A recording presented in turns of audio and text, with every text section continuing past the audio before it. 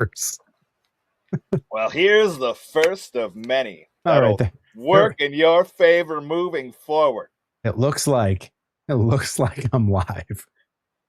It looks like he's dead. Settings are updated. The video is transmitting, folks. Twitch, YouTube, whatever your preference. We are live once again. For more reps on the farm, Johnny Torres, Perry Von Vicious, bringing the thunder on a Thursday night.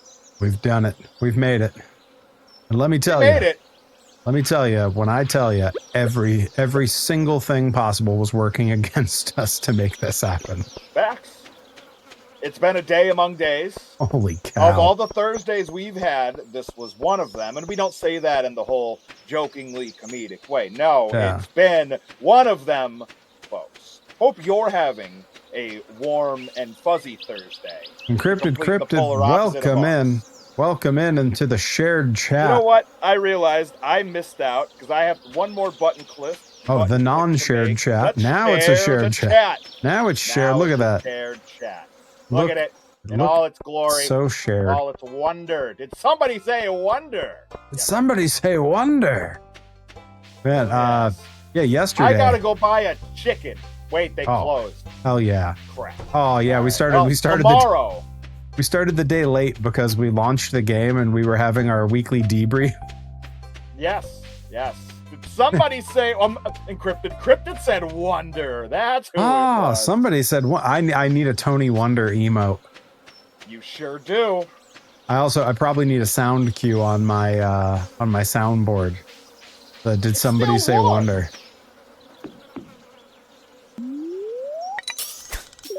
Yeah, I started thinking about if I was going to start doing more, not necessarily bit alerts, but if I got myself a stream deck and I started doing my own Tonight Show with Johnny Torres type vibes. I think that the honest answer is that you should to all of that. Yeah. There's not a part of what you've just said that you shouldn't do. Yep. Because at the end of the day, I'm like, bit alerts are so fun, but for how honed in I get on the games I play, I don't know if having that level of up and down activity is good for me and my ADHD that I self-medicate. So you could certainly have a more subtle version of the bit alerts. Yes. Mine are very intrusive.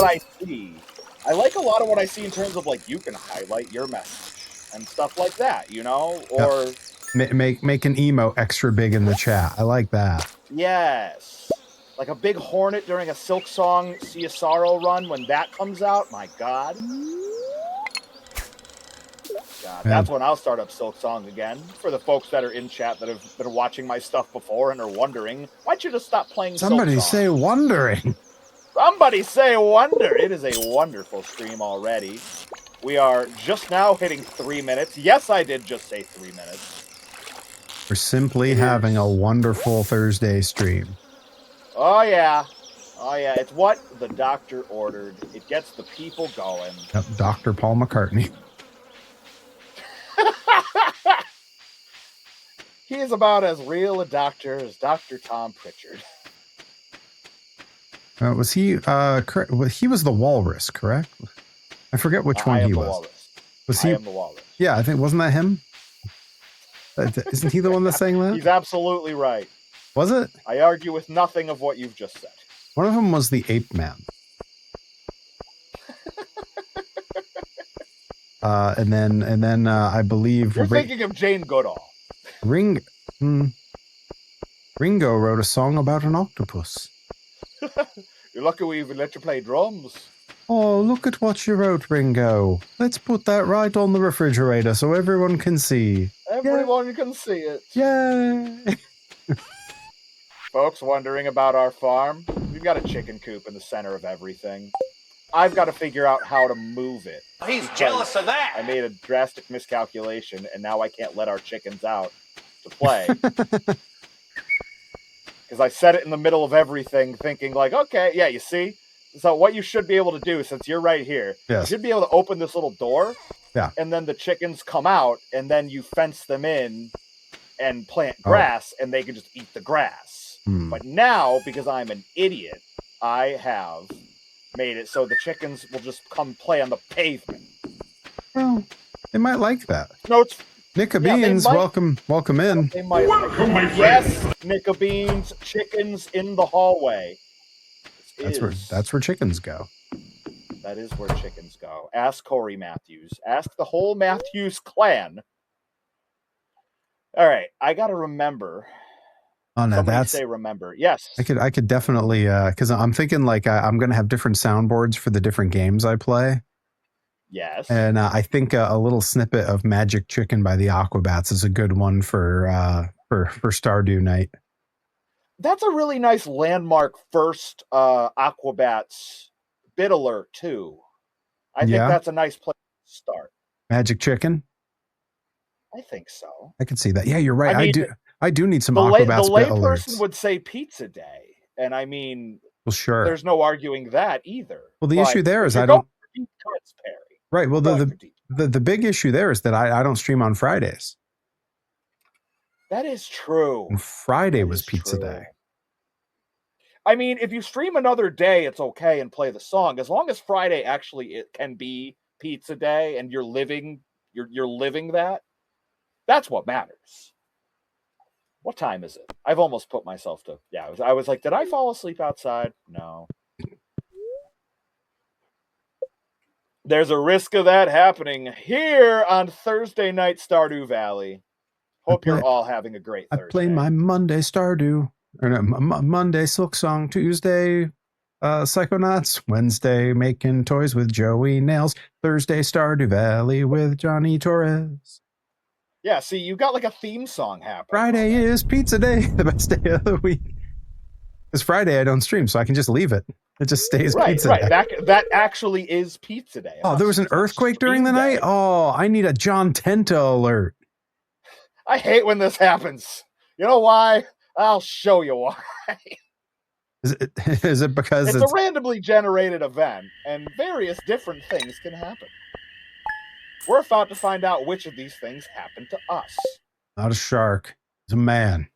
John Tenta. A man. Not an avalanche. An avalanche. Not a shark. A man. John Tenta. All right. This could be anything, folks. It could even be a boat. No, it can't be a boat. All right, well, it's going to be a beautiful sunny day tomorrow. I already know how to make an omelet. Thank you, Queen of the Sauce. Okay. Well. Mayor Lewis lost his lucky purple shorts. There. Apparently, I'm supposed to help them. The earthquake can destroy a bunch of things, and it's a roll of the dice to see if anything gets destroyed. One of the things when you rebuild this structure in the center of our town, the greenhouse, it can destroy your greenhouse. Oh, goodness. Which costs a lot of money to make. So, like, yeah, earthquakes, every time you see them, you kind of, like, sit up straight and survey the damage. Like a real earthquake, don't you know? My axe isn't strong enough to break these stumps. Not yet, it isn't. We got to work on that.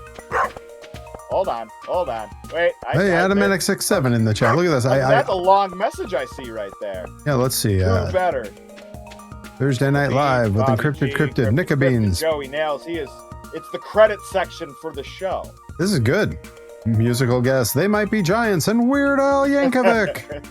A cartoon by Robert Smigel. The old SNL heads know. They know a thing about Robert Smigel. Ooh, I got a spice berry. I love that. That's a spicy meat to berry. What you want, what you really, really want. Oh, good. Really, really, really want to zig ah. Man, Spice Girls were great. They're the best. They're the best in the world. Folks, if Perry Von Vicious raises 10,000 bits tonight, he will do a watch-along with Spice World on his channel. You know, funny enough, they were doing that. Whoa, AdamNX67 has reached 60 stream streak. I love this. Another thing the earthquake does is it opens this new section up by where the homeless guy's tent is. Near the mountain lake. I happen to be fishing up that way. Oddly enough, Brian Abu Chakra, KLBR, King Lord Brian Radio, who I stream all the time on these nights, That was his. He's doing that. He's doing a Spice World watch along sometime really soon. It was his sub goal. Well, that's the right thing to do. Yeah. I mean, he clearly was onto something. He hit his sub goal. He knows what the people want. You know, the people want Spice World. What they really, really want. Yes. They want a ha, sure. They want a ha, okay. But what they really, really want, above all else, is a zig ah. Yep. Mm-hmm. Yeah. You know, Weird Al knows. Now, you know what's crazy is I recently, like within the last month, one of the podcasts I listened to, the two guys on it were talking about the Spice Girls, and in their conversation, I found myself completely unable to name all 5 Spice Girls. I could get 4 every time, and I could not think of what the hell the 5th one was every single time. And it was like hours, and I fell asleep. It was like counting sheep, but I was trying to name Spice Girls. That's fantastic. That's a great way to fall asleep. Well, like, can you name all 5 right now? Oh, hang on. Or should I do it? Which one of us? Do it in your head first. Because if you can get all 5, I'll try to do them out loud, and I promise you I won't get them. You're having trouble getting past 3. Yeah, you're doing what I did. Yeah, and then I keep, Who was I missing? Ginger. I was missing Ginger on my list. Adamatic67 dropped him in the chat. I believe that Ginger was the one I missed every time. Yeah, Ginger was the one I was missing too. The irony that's the only one of those that's actually like spice adjacent. The rest of them are not spices. Are not spices, no. And like ground ginger you buy in the spice aisle. Right, there's no cinnamon spice. Yeah, why the hell isn't there a cinnamon spice? I have a lot of questions now. I guess I gotta go watch it. I'm sure there's a official and credited Spice Girls documentary that answers all of these questions that keep us up at night. Okay, here's a good question. Because I mean, really, these particular streams always turn into like, it's half gaming stream, half sort of like stream of consciousness podcast. It's a little bit of both, yeah, because I'm in the mines right now. So perfect. Let's delve into your mind. Yes. How very psychonauts of you. Well, yes, I'm an intern. Working for whatever his name was, Josh John Samson or something. It was a bunch of it was a bunch of first names turned into one real name. Wait till you see who the voice actor for him is. Let me ask you this: what was the last Wikipedia wormhole you fell down? The last Wikipedia wormhole I wandered down? Or rabbit hole. Either way, I'll take either one. Well, I'll tell you what, I can tell you, because I have the actual app that keeps an exhaustive history of my Wikipedia, so that I can tab back to them at any time. Let's see what the last one that was open was. Okay. I was reading about the various actors and actresses on the hospital drama New Amsterdam. Cool. Which, for Blacklist fans out there, I got hooked on it because the lead is Tom Keane from the Blacklist. And I'm like, that actor is sick. I'll watch anything he does. I got into that recently. I've seen clips of that flip by on TikTok. Seems great.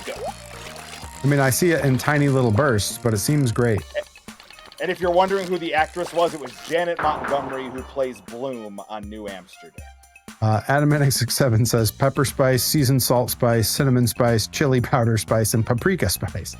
There's something just not sexy about sea salt spice, or chili powder spice probably has something going for her. Paprika spice, I bet she could get it. There's something, I would call it, for me anyway, sexually confusing about the idea of garam masala spice. I don't know. I thought you were about to pitch sexually confused spice, and I was like, Perry, I don't think that's in the theme. But now that I see where it's landed, I'm for it. It's intriguing. It is intriguing. Gets the people curious. The last Wikipedia rabbit hole I went down was earlier today. because YouTube, see, it always starts off Wikipedia. Or streaming or YouTube, it's one or the other. Yeah. It's a long form video that leads into a shorter form thing. So I was watching something completely unrelated to what was recommended to me, and a video was recommended to me that was the history of Michael Jackson's Neverland Ranch. Okay. Which is super intriguing because everything I've learned about that place, it sounds amazing. Like, yeah. And the fact that like the train station. Oh, my remarks, everybody. I can see the name Human Spice going real sideways. Yeah. Pat yourself on the back for that one. My God. Bless. I hit the Seinfeld bass on that one. Yes. Nicely done, Elmira Marks.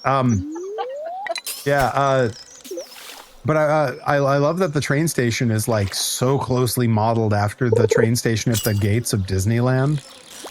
Of course. And like, you know, there's a theme park aspect to it, and then you know, there's like a performing theater built into it, like so cool. And yeah, the history was really interesting, but it led me where it led me was because I had to go look stuff up when I was watching the video, was to Lisa Marie Presley's Wikipedia. Okay. And man, I did not understand that, like, to the very end. Like, I assumed that her story later would have been like, yeah, the marriage to Michael was like, it was all just a put on or whatever. It was a thing we both needed to do for whatever.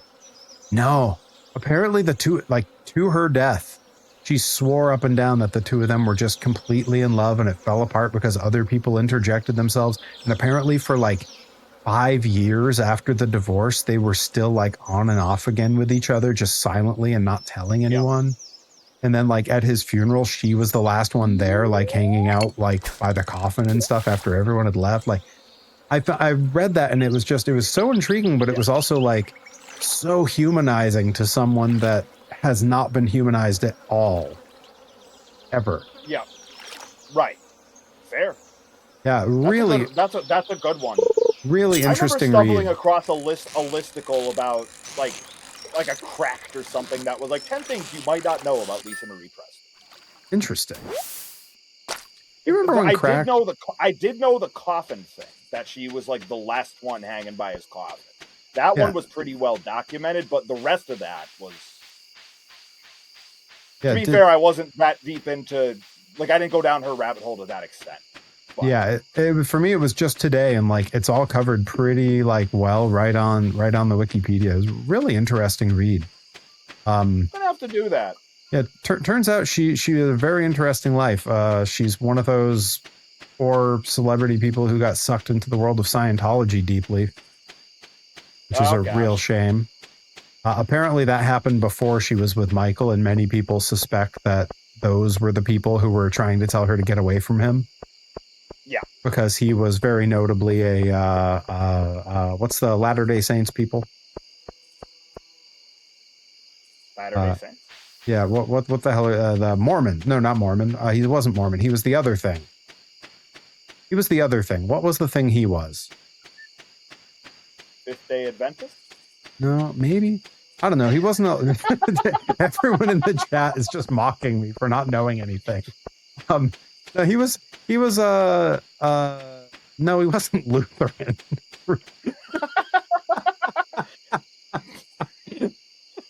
On second thought, I vote we go with Lutheran. Jehovah's Witness. He was a Jehovah's Witness. That's what it was. Oh yeah, like Troy. Yeah. Wait, like who?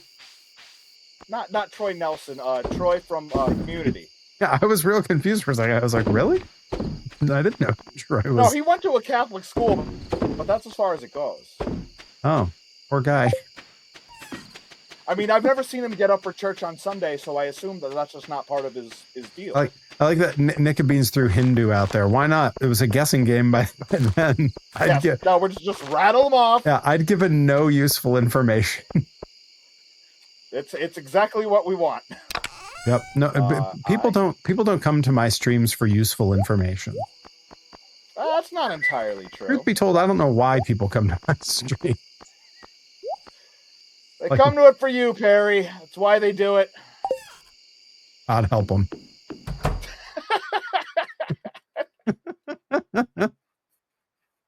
Having a great time. Bye. Yeah. The robotics just says poor bastards.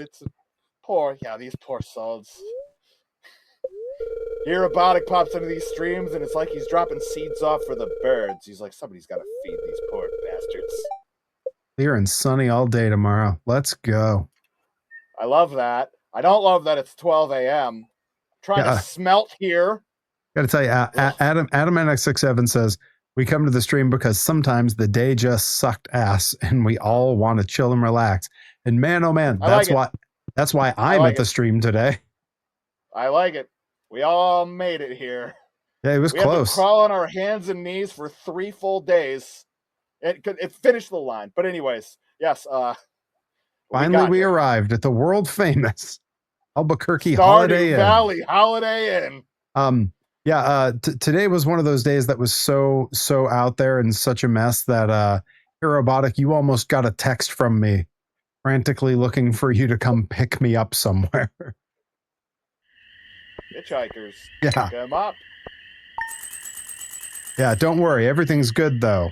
All the vehicles are in one piece, and we're all here. Yep. It was close. It was against the odds. The folks don't know. Johnny Torres got because he was wearing headphones, he got 2 earfuls. It was he got to hear about it in stereo. Yes. But don't worry, everybody. The truck is in great shape. It's going to get me to my bookings this weekend. The car is in great shape. It's going to get us to steam-powered Giraffe on Saturday. Nothing could keep Perry away from Westfield, Massachusetts this Saturday. Well, partially because, Westfield, Deerfield, they're not, terribly far apart. He would have gotten there regardless. About an hour, but yeah. It would happen, folks. It would happen. Kirby would have picked me up. Dragons got me. 50 cal would have picked you up. Kirby usually is the one. Kirby is not going to be there. Really? He will not. How are they doing? 50 cal is handling everything with the ring, from my understanding. Pulling back the curtain, folks. Well, that's how the sauce gets made. Well, I mean, that's good. I was going to message Kirby and ask him if he needed me to come early and help, but Kirby ain't there. He certainly ain't going to need me. Oh, he's ready for us to come see him, and then we go watch baseball. Oh, that's right. If you'd so like, and the schedule lines up accordingly. We're thinking the happiest of thoughts. I'm thinking about the chickens that I'm going to go get right now for our farm. Folks, we are about to have chickens. It'll be just like my Go Live post over on Instagram. Name it, Harry? What do we name the first chicken? Do we name it Ripper? So I love the idea of aiming for 2 chickens because every time we've gotten cats, we always aim to have a pair. And I have pitched this pairing name on 3 separate occasions, and every time my wife vetoes it. I wanted to name them Quaker and Foonie, or Earthquake and Typhoon. Okay. Am I being vetoed again? Oh, in Stardew. I don't. How do you spell Foonie? How about Hawk and Animal? How do you feel about naming a chicken Hawk and the other one Animal?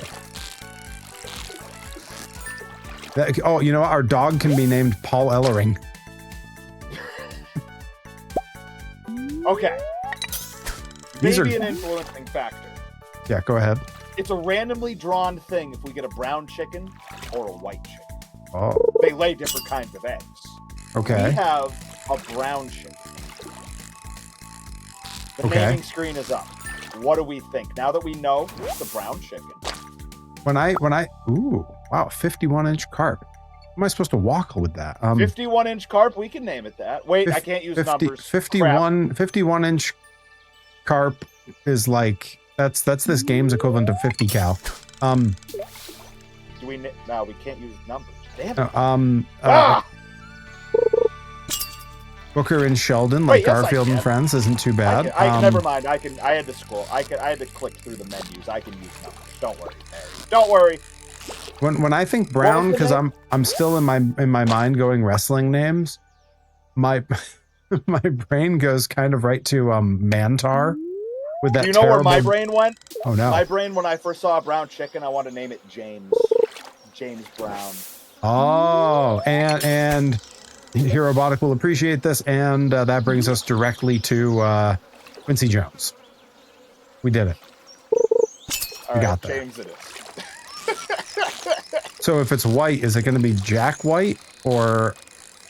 I'm down for Jack. I'm down for Jack White. We can do that. All right. I like. Great. Now here's our dialogue for anybody watching my stream. Great. It was a girl. James. Great.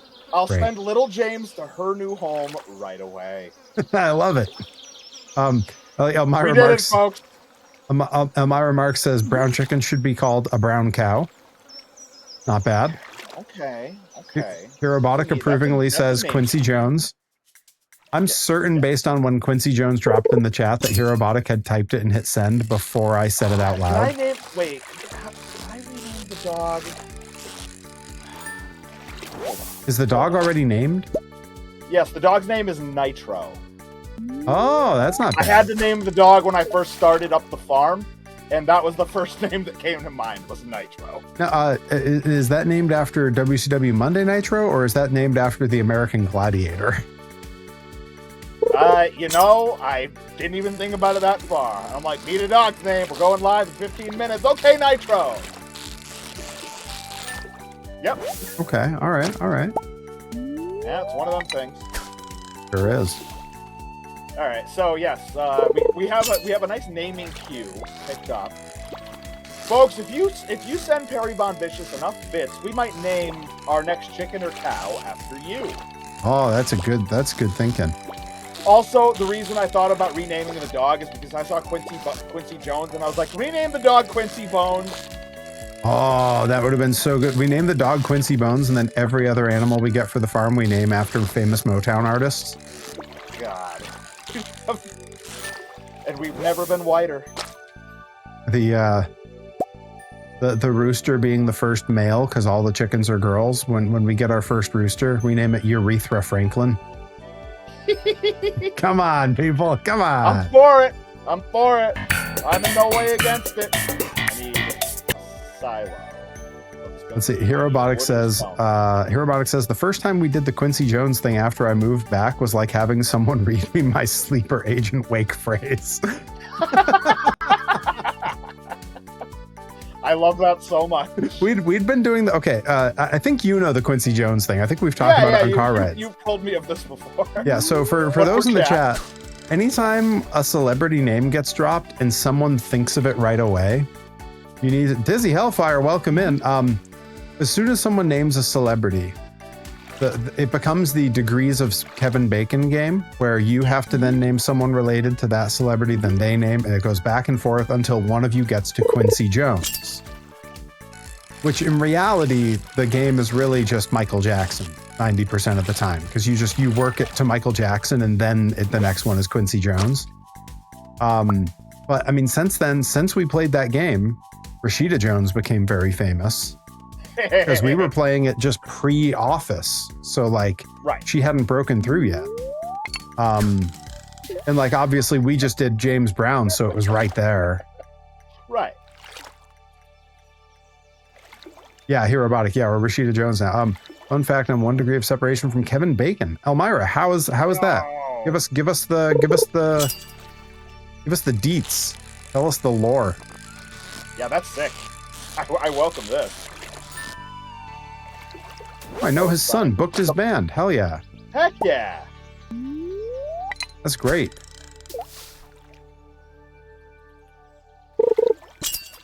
I've enjoyed with wrestlers, we play the degrees of separation from WrestleMania. Like, how many degrees are you from WrestleMania? Okay. And for me, it's 1 on multiple fronts. I tagged with Eric Redbeard who wrestled The Rock at WrestleMania in a singles match. Yeah. I trained with and wrestled against Bailey, who has, you know, main evented WrestleManias. Hell yeah. You know, I had that bit on that one show with Ricky Steamboat, who wrestled Randy goddamn Savage at WrestleMania. You got a carp at 42 inches. I just walked by you and I saw that. Oh, it tells you when you walk by? Yeah, it has a little bubble above your head. Oh, sick. I also got 2 things of coal. There was a chest. I love that.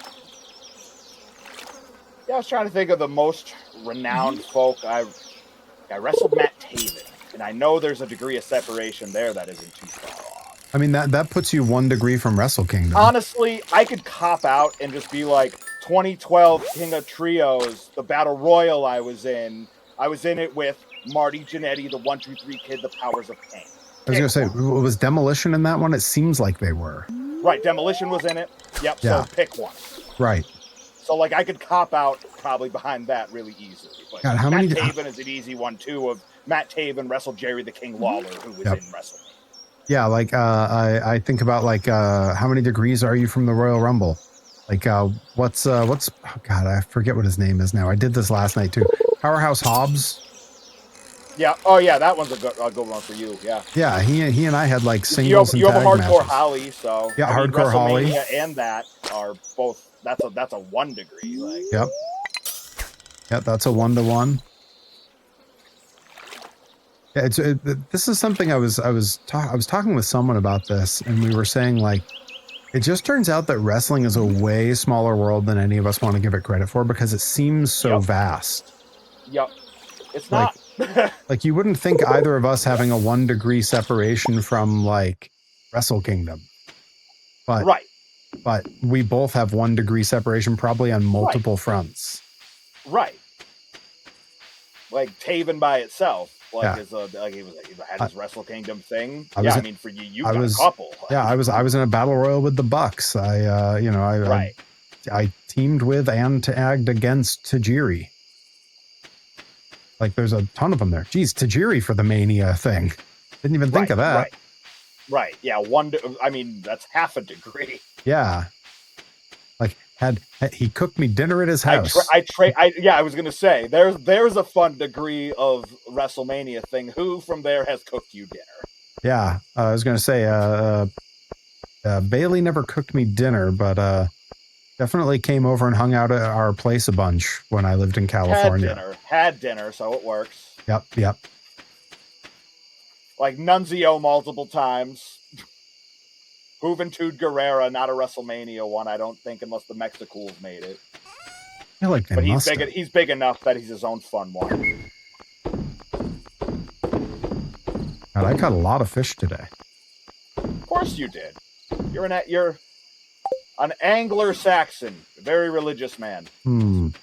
Is that the one that Michael Jackson was? No, that formed the band Wasp. I think you're thinking of the Jackson 5. Oh yes, that's its own religion. God bless. They work day and night, I hear. I mean, yeah, they got me working day and night. That's technically that was a Michael Jackson song. I mean, if they keep working at it like that, I mean, I'm just going to keep doing Michael Jackson. Yeah, please. If they keep working at it like that day and night, they've got to be starting something. Yep. And with the kind of injuries that incur from that, you got to heal the world. And I mean, we are the world, so scream. Yeah, it makes me want to scream. Good. Yep. And there's no gray area. It doesn't matter if you're black or white. Chat, what's your favorite Michael Jackson song? Oh yeah, tell me that. Chat, I want to know. Can you show me? I think we're veering off the course here with that one. Nope. I want to know your favorite Michael Jackson song. I want you to show me. We are the children. That's true. That's what Dizzy Hellfire said. Thriller, Smooth Criminal, Beat It. Solid choices. I like it. I mean, that's the thing is, like, Michael Jackson had, like, he had a perfect 4-album run. which is absurd. Like, can you imagine releasing? I can't do that. Like, releasing Off the Wall followed by Thriller is absurd, but following it with Bad is unreal, and then following that with Dangerous. What? It's wild that like Bad. I heard Bad and Dangerous before I heard Thriller as a kid. I think there's a pretty good chance that I heard stuff off of Dangerous before I heard stuff off of either of the other two. Fair. But it would be real close. Because he says, I only ever heard Dangerous. Oh, interesting. In our information era now, it's all at your fingertips. Yeah, will you be there? 1 o'clock and I may not make it back in time. I may fall asleep in the mine. I see. Will you be there on Dizzy's list? That's a good one. That's one I hadn't thought of because the freaking Free Willy soundtrack. Just recently got Thriller on vinyl. Pretty Young Thing was the first song as a kid. I'm like, this is awesome. Who is this? Yeah. Okay, it's fun fact about Free Willy. I see Dizzy Hellfire. I mentioned Free Willy and that pop Dizzy Hellfire. Fun Free Willy fact. On the flight back from Japan. Oh, I'm not making this. Yeah, I was wondering if you're ever going to bed. On the flight back from Japan, all of Rip's electronics died. But he had hardwire headphones with him. So he plugged them into the back of the seat in front of him to watch a seat back movie on their little thing. And the selection was only like 7 movies deep. And one of them was the original Free Willy. And so on my vlog of us flying home, there is a clip of Japan in the distance because he started the movie right away. It's Japan in the distance disappearing. And I pan back through the window and it's just Rip not paying attention to me, gleefully watching Free Willy.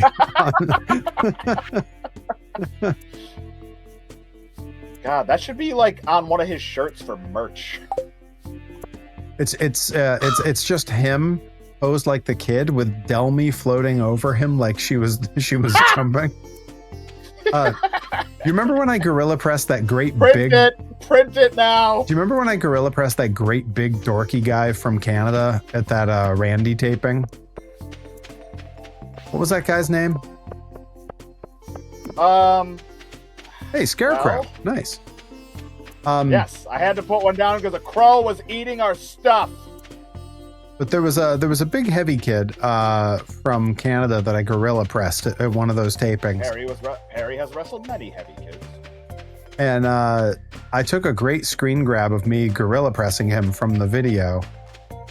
And the way he was posed, because he didn't plank out like he should have, he was all arched funny. And I photoshopped it so it was me gorilla pressing Free Willy as it jumped over me at the thing. Nice. And I remember sharing that back in 2019 sometime. Dizzy Hellfire says there was a Free Willy 3. I believe that's the one that stars Bindi Irwin and who's the country singer that's also an actor that passed away not long ago. I knew him. He was no. Is he dead? He is dead. Wow, I had no idea. He's one of the most recent ones to die. No, this was a couple years ago. Oh, okay, maybe it was 4. It was Chris Christopherson. He starred as the grown-up opposite Bindi Irwin, and it was Free Willy 4. My turn to not know somebody was dead. But yeah, I actually knew Chris Christopherson a little bit. His son Jody Christopherson was a wrestler for All Pro Wrestling, and he was great. He was a good friend of mine. And so I got to meet. It was so weird meeting Chris Christopherson because I have never heard of him a day in my life. Because I did not grow up in the kind of house where we listened to any kind of country music from any era. I'd never seen him in any movies. And so everyone at this thing was like, it's such a big deal. He's here. Are you going to meet him? And I was like, who? And like a couple of the guys thought I was just doing that, like, oh, don't sell. Doing a bit. Yeah, they were all like, they thought I was doing the wrestler thing of like not selling how famous someone is. And I just legitimately didn't know who he was. So like when he walked in the room, everyone realized I was being legit because I had no reaction to him coming up, like introduced himself and said hi. And I said, hi, nice to meet you. And I just turned to whoever was next because I didn't know that he was like had hosted an episode of The Muppet Show. Right. Which reminds me, 1 degree of separation from The Muppet Show. Come on. Also, yeah, that's its own thing. Yeah, I got to know him a little bit after that. He's super nice. Yeah, really, really sweet guy. Very supportive of his son. Came out to that stuff all the time. Did they really have 2 seasons of a Free Willy cartoon? Yes, they did. And McDonald's did toys of them. I love how rapid fire I was on that. What? Oh my god! I bought James a heater for the winter months in case James gets cold. Oh, I remember James. He's a chicken. Yeah. He's a chicken named James. Yep, she's a chicken named James. Writing that down for future episode titles. Good title name. She's a chicken named James. Reed H. Cooper says, Jody was pretty damn cool. They ruined Warpig when he came into NXT. He went into NXT twice. He was named something else the first time. I don't remember what. And then they brought him back as the Warpig. And both times they used him terribly.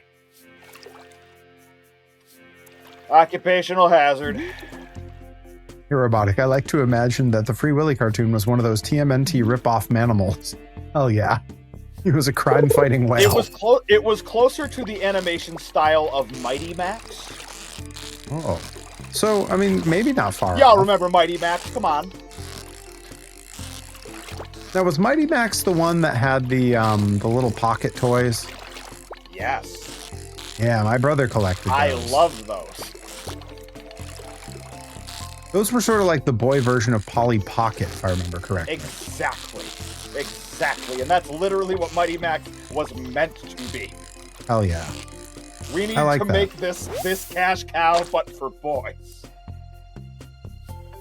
Oh, Reed H. Cooper is like, I still have a Mighty Max thing in here. Yeah. That's awesome. I definitely have like 2 or 3 of the McDonald's toys laying around. Hell yeah. Oh, that's so sick. Oh man, that's really exciting.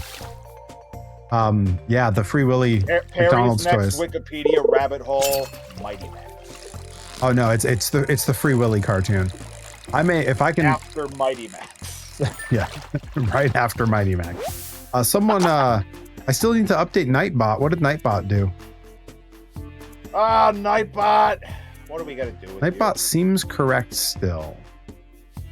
Well, at least the thing I can see. What did it write that was inaccurate? Tell me what's up and I'll update it. Oh, oh, that's not a lie. So it's not a lie. The mystery box is still available. It just restarts every time someone buys it. So right now, that mystery box behind me has 3 toys and 3 trading cards. But at the end of this stream, it'll have, so that's a total of 6 items. It'll have a total of 7. Could be an additional toy, could be an additional trading card. Joey Nails has bought 2 mystery boxes now, with a total combined number of items being 28. Now, for him to, if I recall, for him to get 3 straight mystery boxes, he's going to have to get a doctor's note, right? Otherwise, that's too much mystery. So much mystery. I believe if he's going to need a whole mystery machine. If he gets 3 in a row, he has to take every item I gave him and turn it into a hat. We call that a hat trick. I love this. And if there's nobody more appropriate to do a hat trick than Joey Nails. Diz, that situation you've described is a common one among millennials and their toys. That is a common thing I've heard where it's either, yeah, at some point my parents sold all those old toys, I got none of the money. Or it's, yeah, at some point my parents just gave all that stuff away and didn't ask me if they could. Like, I've heard both of those, and it's pretty common. I'm pretty lucky. The stuff that I cared about, I either gave away on my own or I absconded with. Yeah. I think I've talked about it before. I have one item that I ever had that I accidentally gave out to the thrift store and didn't realize that it had been in the thrift bag until it was gone already. And I was never able to get it back. I had friends looking at the thrift stores in our area because, you know, it was one of those ones where the thrift store could end up at the one you put it at or one of the nearby ones. And it was a autographed Gallagher t-shirt. Oh, yeah. Yep, I've heard about it. Yeah, that has haunted me. Haunted me.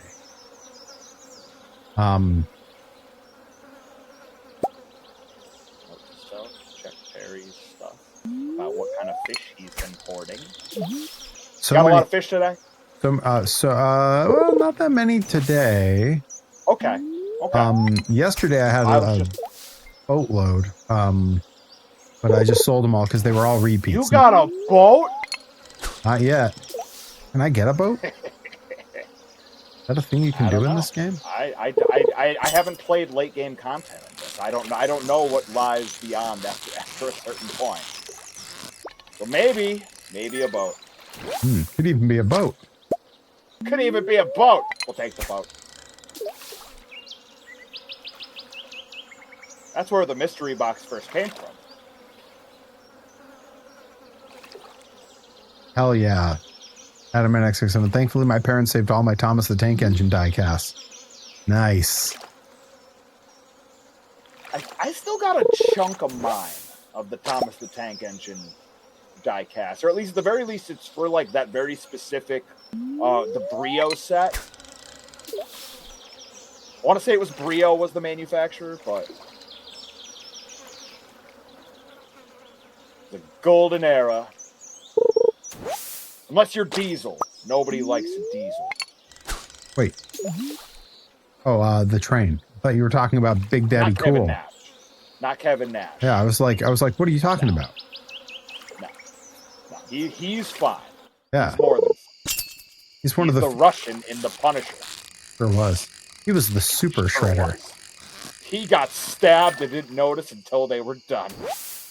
Hell yeah.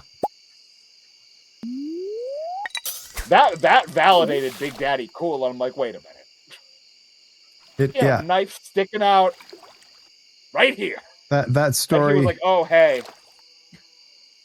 That story completely undoes watching him tear his quad in front of Joe Frazier. Right.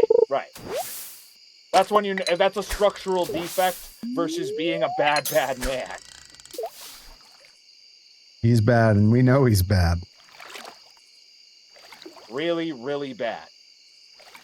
You know he's bad. Alright, let's see. It's 9 o'clock. You know it. I know where your child is. Wait, not that. Put this down here. I gotta run to the museum tomorrow.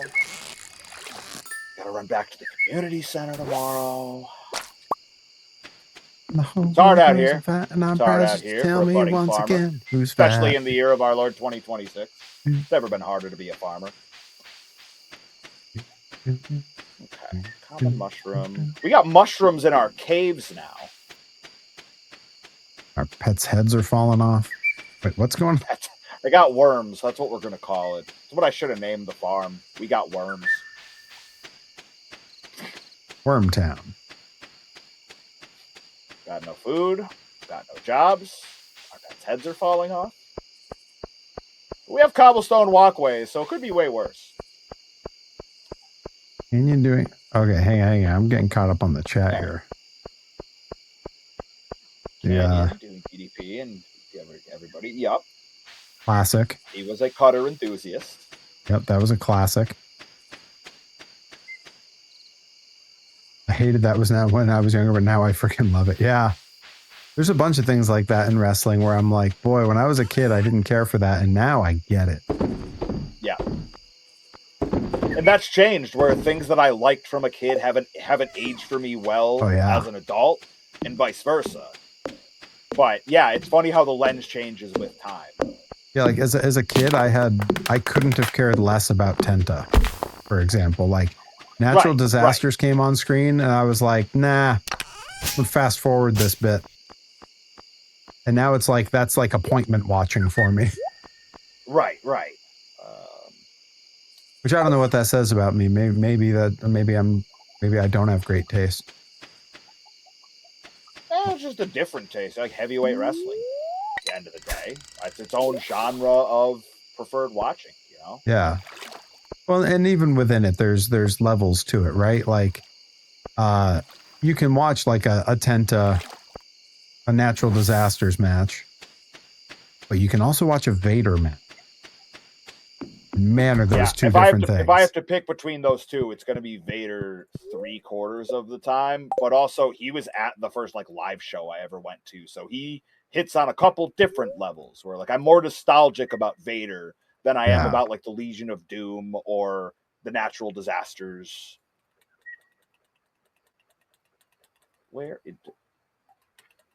Listen, I know I have to go to bed, but this stone fence isn't going to build itself. Young John Tenta versus Young Vader. That is a dream match. I'd watch the shit out of that. Of course. I mean, we probably almost had it at some point, although Tenta would have been under the Golga hood, I think. Get that out of here. Now, there's an act that I liked when I was young, like in real time watching it, but I think I like more now. And that's the what was the group? Oh no, I'm gonna do it again. The Oddities. What was it? The Oddities. Kurgan and Giant Silva and Tenta as Golga and Luna Vachon and ICP was in there. They did the theme song. And what's his name? The guy who's like the big deal in AEW now, manages everybody. Because he was their manager. In the Oddity? Yeah, because he was Cyrus the Virus over in ECW, and then he came over to WWE. I mean, I think of the Truth Commission when I think of the Jackal.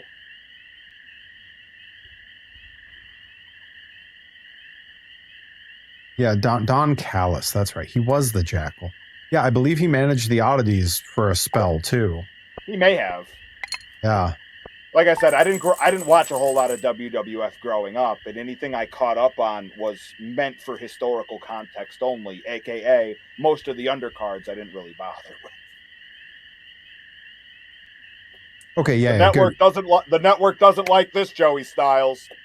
I just confirmed. He managed the Oddities during 1998. He came in with a group known as the Truth Commission and later managed the Oddities and the Acolytes before being released. Huh. Yeah, nobody liked them. What a pairing there. Right. Don Callis with frickin' Farouk and Bradshaw. My word. Yeah, it's too bad he's a bit of a there's my Perry-go-round alert because the Grizz crew is raiding. Welcome. Stardew Thursday. The weather doesn't know what's going on tomorrow. Welcome, my friends. Welcome in, Grizz. Raw Grizz and Grizzly Kid 4. Welcome. We're out here. We're out here doing the cozy stream, the cozy hangout stream. Managing the farm. Yep. Everybody say hello to Nitro. That's our dog. Yeah, and our chicken James Brown may make an appearance. Yes, James the Brown chicken. Yes. Has that road always been there? Make sure that he's topped off. There you go. Some more hay. Enjoy. All right. Adam NXX7 says, I believe he got released because people were saying he was getting himself over the wrestlers he was supposed to manage. I mean, did you just hear the list of wrestlers he was made to manage for a lot of that time? Oh, you're telling me somehow he was more over than Giant Silva or Kurgan? And then somebody walked into a meeting and they were like, what if we were more careful about the wrestlers that we hire, and then we don't need to hire managers because they can get themselves over? Imagine that. And everybody's blood just shot out of their noses in perfect stereo. Yeah, like I enjoy a wrestling manager once in a great while. I think you can have one on a roster and it needs to really fit with the act. You need like a solid, it has to be that it's a two-person act. You can't stick them with someone else. I don't like them managing a whole crew. I like when I think of like Paul Bearer and Undertaker, fantastic. That act was solid. When I think of Mr. That was because Taker couldn't talk. I mean, but he could in that character. He could talk just fine. Really, that he spoke N-word promos. I mean, I guess for the first like couple years, but like right around the time of like the Yokozuna casket match, he had whole promos on his own because he was separated from Paul Bearer. And that's when he started 9 times out of 10, that's the whole point, is that managers are training wheels. Yeah. And if you have managers on your roster in general, that doesn't necessarily speak to the talent of the manager. That speaks to a lack of depth in your roster. I will say that's where WWF is funny about it, because we always like to hype up the variety of manager tours that have come through there, as well as the NWA WCW at the time. But then we look at their clients, and it was like, okay, we could have saved hundreds of thousands of dollars not hiring a manager and a wrestler that needs to be troubleshot. Yeah. I mean, again, though, I do think there are occasions where the act is stronger than the solo. Like, even if Undertaker could have talked, that character being mostly silent and having a talking piece was really cool. And there was something about the menagerie of seeing the two together. Like, that's like sort of the hard line I draw on that one. Okay. It's like, I think that was like, there was a unit there. But like, yeah, like Adam at X67 mentions Jim Cornette managing the new Midnight Express of Bart Gunn and Bob Holly. Like you weren't gonna let them talk for themselves. Neither one of them. I also, at that point, wasn't gonna let them talk. Right. No, I would never let either one of them. Like, even now, I wouldn't let either one of them talk. Yeah. Yeah. And I also you would have a hard time getting me to push either of them. Yep. And not just because they couldn't talk. I think you can push people who can't talk. I've seen tons of great talent who are not great talkers do great things. They either learn on the job, or they have that cup of coffee with the main event, and then they find something else to do. Or in the case of Alberto Del Rio, they go to prison. Grizzly says, "What did I walk myself into?" Yeah, we're doing a bit of some Stardew Valley, but we're just rambling on endlessly about God knows what, which is this is what we do when it comes to wrestling. We get surgical with it. Yeah. We get surgical, we get very inside baseball. And imitators try to take these things and claim it. We're innovators. We try to take these things and change it, you know? Oh. Riz, we're doing great. We're having a lovely time. This evening is way better than this day was. Preach. You know, we've been talking a day and a half.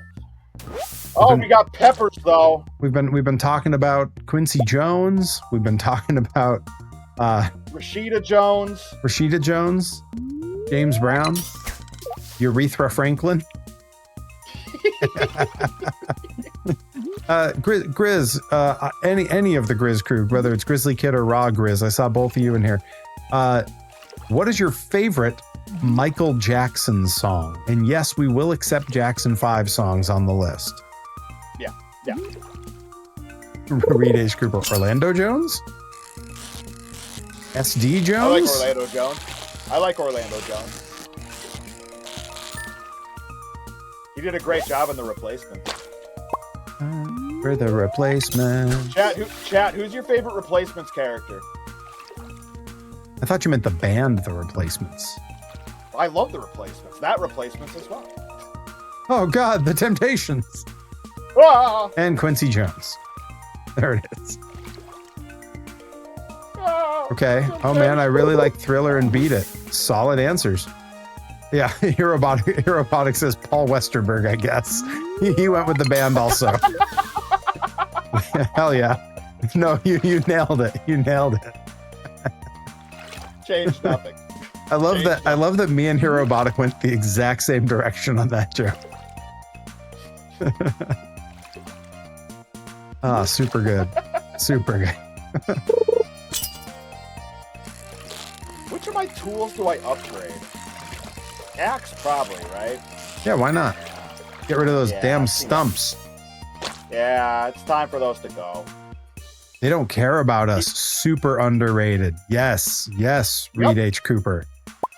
What a jam. That one and You Are Not Alone are two that I completely forgot about until like a year and a half ago when they came up on a playlist I was listening to, and I was like, oh man, I forgot that History was an amazing album. Yeah, Nick of Beans. Pretty young thing. PYT. Oh yeah. Okay. One of the best ska covers of a Michael Jackson song that's ever existed. Oh, who does that? Holophonics. What's going on with this? Oh, no, I'll send it to you. Actually, hang on. Once I get into bed, I'll send it to you. You know what? Time is money. You know what, chat? We will. We were talking how we get surgical on wrestling. Get surgical on this Michael Jackson question. Chat, what is your favorite Michael Jackson song from the Thriller album? See, we got to get specific. Nick Bean says, I only like Bad because of Weird Al. I assume you mean the song Bad, not the entire album. Because that album's got a lot to offer. Deep cuts. I mean, that's an album that until I was older, I didn't appreciate how good it was as an overall piece. Because like you got like tracks that you completely overlook, like Speed Demon. But then there's like Dirty Diana's on that one.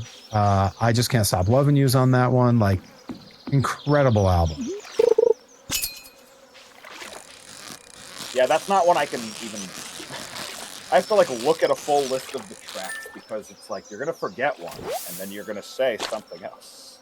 Okay, Reed H. Cooper on the subject of tracks from Thriller went with my pick from the Thriller album and said Human Nature. The Herobotic says Thriller has to be Want to Be Starting Something. That was my knee jerk. I needed to look at the others. Want to Be Starting Something is... Nick Bean says Want to Be Starting Something. Yeah, it's either one or two. Hey, you know, that song, it's too high to get over.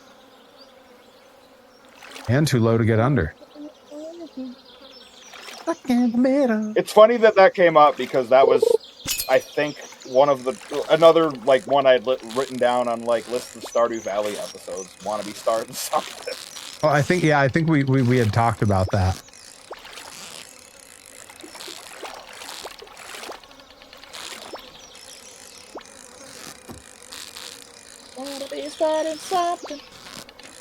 It was funny for a while in like middle school. Me and my friend both played like Pee-wee football, and we were like, we should try lifting weights. This was my first foray into ever lifting weights, and he alternated soundtracks on each day between this was summer between Thriller and the Rocky IV soundtrack.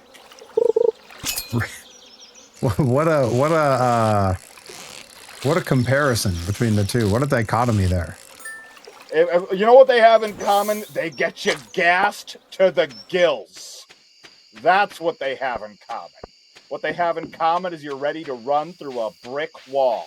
So I had never, because I wouldn't have had access to it, I had never seen footage from the Bad tour, ever. Oh, God. But now a bunch of it is online. Right. And moreover, I had never seen footage from the tour that came right before that, in the interim between Thriller and Bad. It was the Jacksons. What the hell was that tour called? Someone in the chat's going to tell me. But it was the Jacksons tour, because the Jackson 5 couldn't tour anymore because Jermaine was married to the owner of Motown Records' daughter, and so he had to leave when they left Motown. So Randy had joined in his place. Randy? And they had to call themselves, Randy Jackson. And they had to call themselves the Jacksons. That tour, there's the like at-home footage, or like the home video footage from that is online. It is amazing. The opening is like a fever dream. It's like Lord of the Rings shit going on stage for like 15 minutes, with the final reveal being Michael out of some kind of weird space orb. It's crazy. they do a bit of stuff that was like the Jacksons, you know, they hit like, you know, some of the Jackson 5 hits or whatever. But for the most part, they're just doing Thriller and yet unreleased tracks from Bad. Hell yeah. And I'd never seen any of it. And somehow I was watching it during a workout one morning, early in the morning. I knew every song before they started it. I knew what was coming next. They would go into some vamp and I would hear like a swell from the band coming up with no discernible beat or anything. First lyric comes in and I'm with them. It was crazy. And I don't know if it's because a lot of it just carried over to later tours and I was having like a sense memory from watching like Live at Bucharest from the Dangerous tour. But holy crap. And yo, the transition from the end of I Just Can't Stop Loving You, where the last lyric is, and if I stop, and the light cuts and the girl who was singing with him bolts from the stage. And then Michael comes back solo and does She's Out of My Life. Oh, get the fuck out of here. Take right a walk. Yep. Yeah, like middle of a workout, just belting out every lyric with tears in my eyes, just like this is what it's like to be alive. Adam NX67 has been belting in and out of the stream with tears in his eyes as he's getting stuff ready for the weekend. It's out of my stream.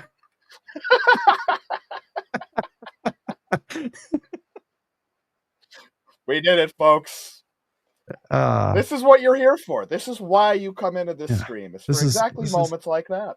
These streams are brought to you by viewers like you and streamers like us. Without either half of that equation, the stream's not happening. Yeah, Motown Records is also a key part of this. That's true. They don't know that. The Temptations. Oh! Don't forget to go to sleep. Yep, it's 1 a.m. and I'm almost exhausted. It's 1 a.m. Do you know where your Johnny Torres is? He's in the fields. He's not far. He's got 30 minutes to make it to bed. Got 30 minutes to Mars. Go.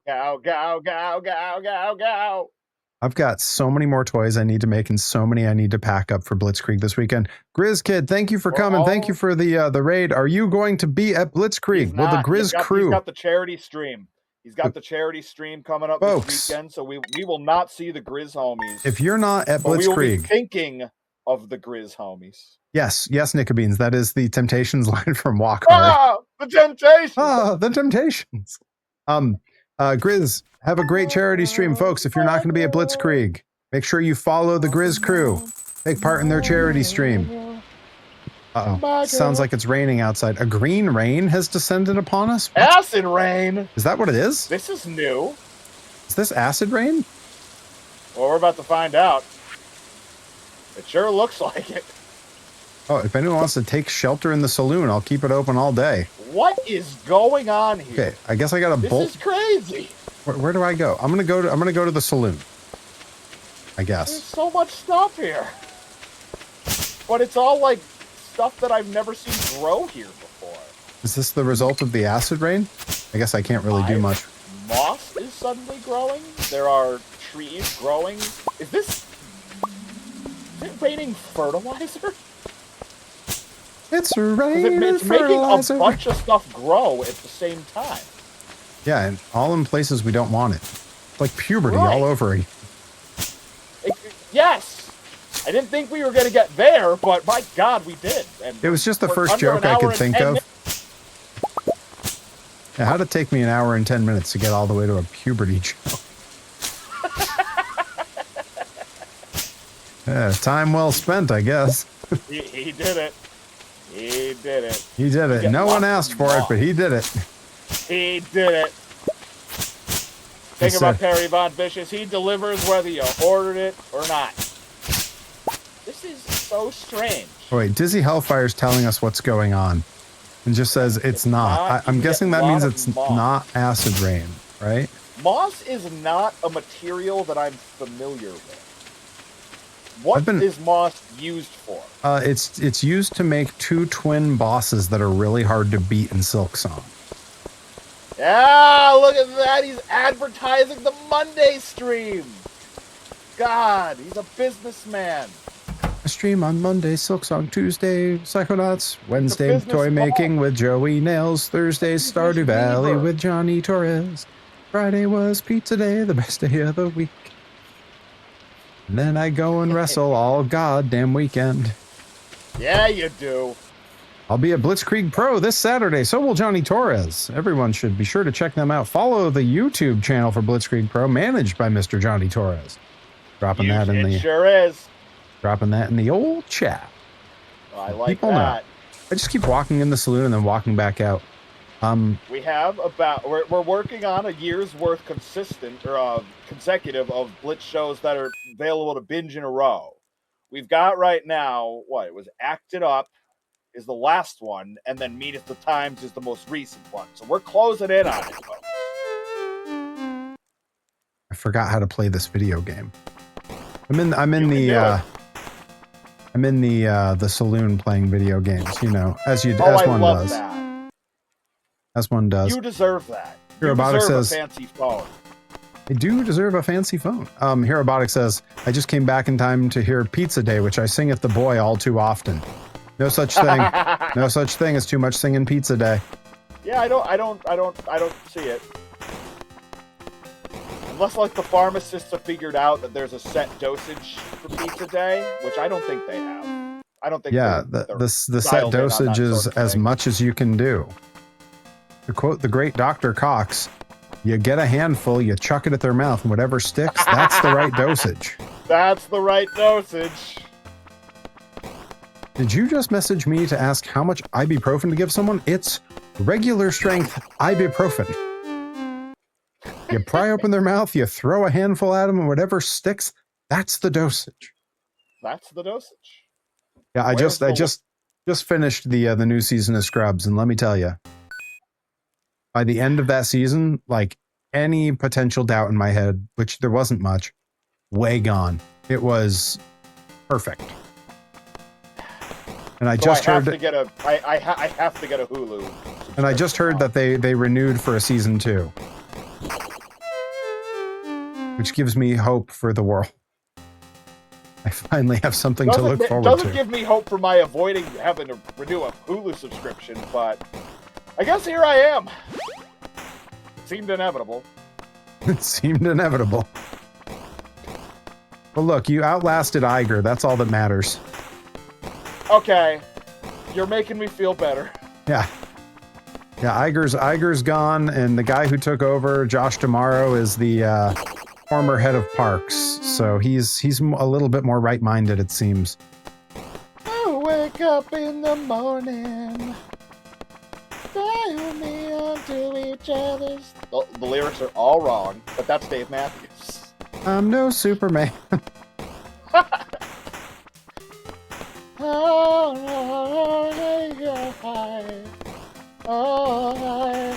That's how you sing Dave Matthews without, using your tongue or closing your mouth. Oh yeah, David Matthews, crash into me. Crash into me. Dizzy Hellfire. It's funny that don't you live on the coast, and that's like yacht rock, and you don't like yacht rock, but you live on the coast. Yeah, that's yacht rock. That's yacht rock. I mean, what's yacht rock, you ask? It's music you listen to on yachts. You walked right into that one.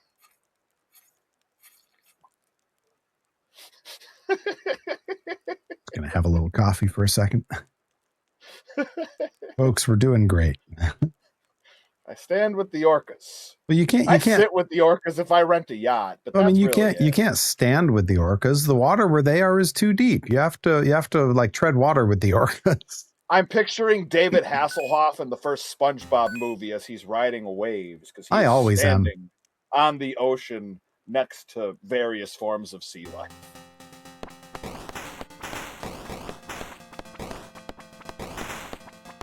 Back in the mines. That's what we do. There's Do I sound like I mine? Yes. Yes, I mine very much. Yeah. Pay me no mind. Pay me no mind.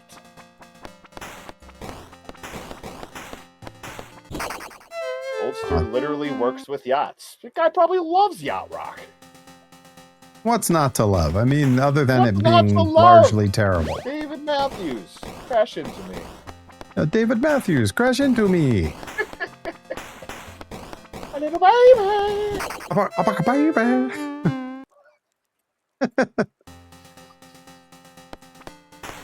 It was funny. Dave Matthews Live, one of the live records was my folk style amateur wrestling coach's chosen warm up record. I assumed for a good 6 months straight. I assumed all of Dave Matthews' albums were recorded live. Such a like. They all got that kind of tape. They all got that treatment. But sometimes they debuted the songs and then they, recorded them in studio later. Otherwise, it was the vice versa. Leave the mine. I can do that. Loves electronica. He does love Lifehouse. See, everybody's got a little yacht rock, maybe a little butt rock in them. Maybe a little yacht rock in their butt. Yep, little butt rock on their yacht. Whoa. Fuddruckers. Yep. I don't know why, that's all I could think. Don't knock until you try it. You ever listen to Saliva on a Boat? There's in an early Mega 64 episode, one of them goes, "Hey guys, if you do well, we'll get Fuddruckers." And the next guy goes, "Fuddruckers?" And he goes, "Fud the fuck ruckers." Yep. And the proper way to say it. That's a full Christian name, mind you. I only ate Fuddruckers once the whole time I lived in California, and the whole time I was there in my head, I'm just going, "Fud the fuck ruckers."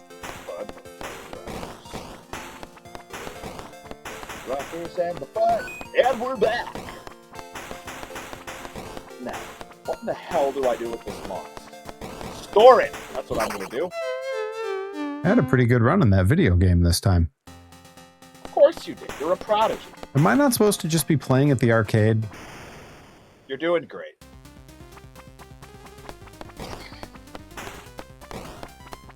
I, meanwhile, am looking for 3 pieces of clay.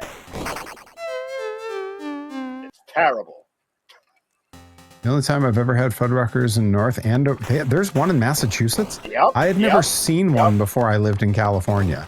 Yep. Yeah, that was the one place I had it. I don't think that one is open anymore. But the one time I'd had it was after a Beyond taping in like 2012.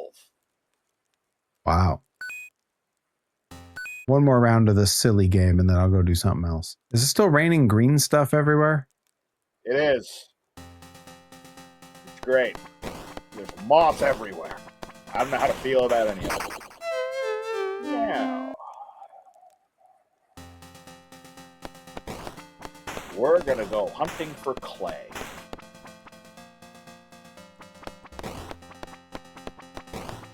And even Fuddruckers still. Yep.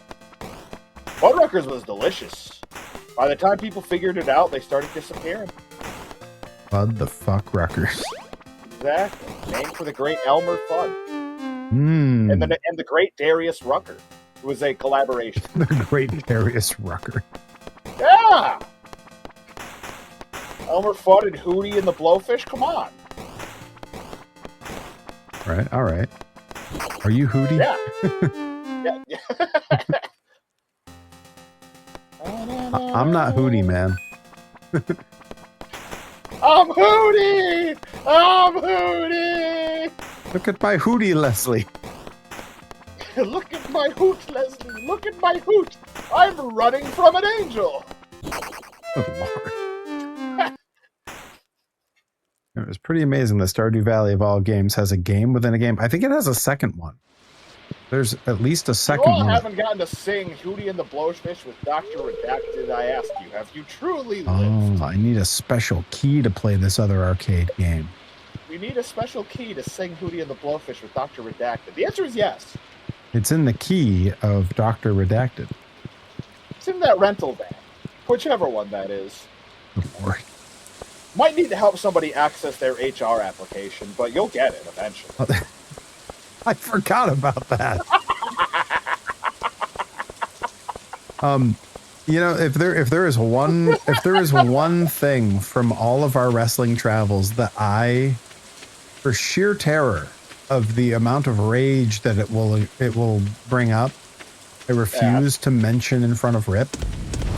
It is the process of getting the rental van for that trip to New Orleans. I've never seen him more angry in my life. Yep. Yep, that'll happen. That's been a thing that old Ripper can sometimes fall into. I can't get to our pond anymore. There's too much overgrowth. Too much! Much. The stuff's grown too high. Not higher! Redacted doesn't talk to me anymore. So you're saying that he's redacted you. I'm sorry. It was right there. Hey, listen, as of today, Dr. Redacted is a married man. He can't just be talking to people. He's redacted a lot in his life. He got married today in Vegas. God, I love that. I'm just mad I wasn't there. Yeah, day's not over. Especially not in Vegas. They got 3 more hours than we do. Crap. Why am I checking this wrist? I'm not wearing a watch. Alright. Well, I don't think I'm going to make it. Even with time zones and time travel and... Well, even with time travel... the best I can do is I can do my best rendition of Time by Hootie and the Blowfish. Yes, Diz, he got married. Why you punish me? There you go.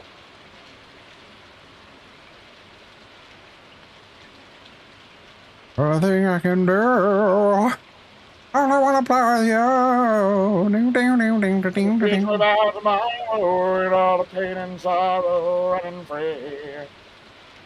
Was there a? I don't believe in time. What was the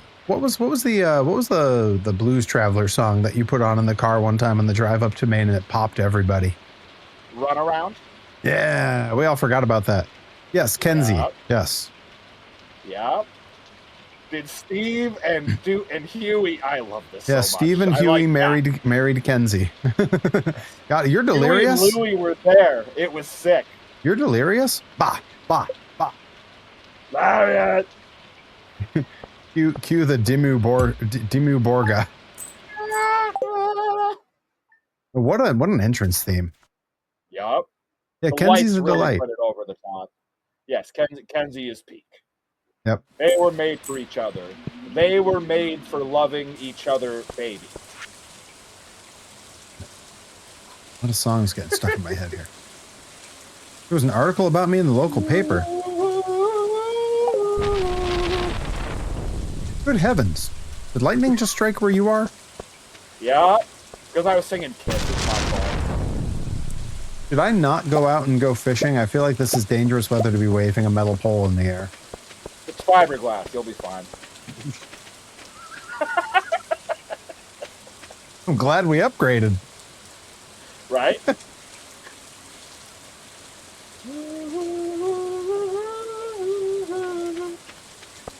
I can make 2 more sprinklers.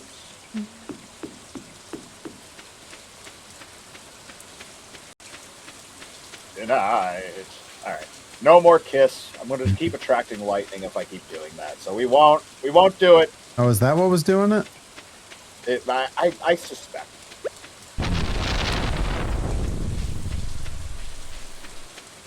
Alright, now.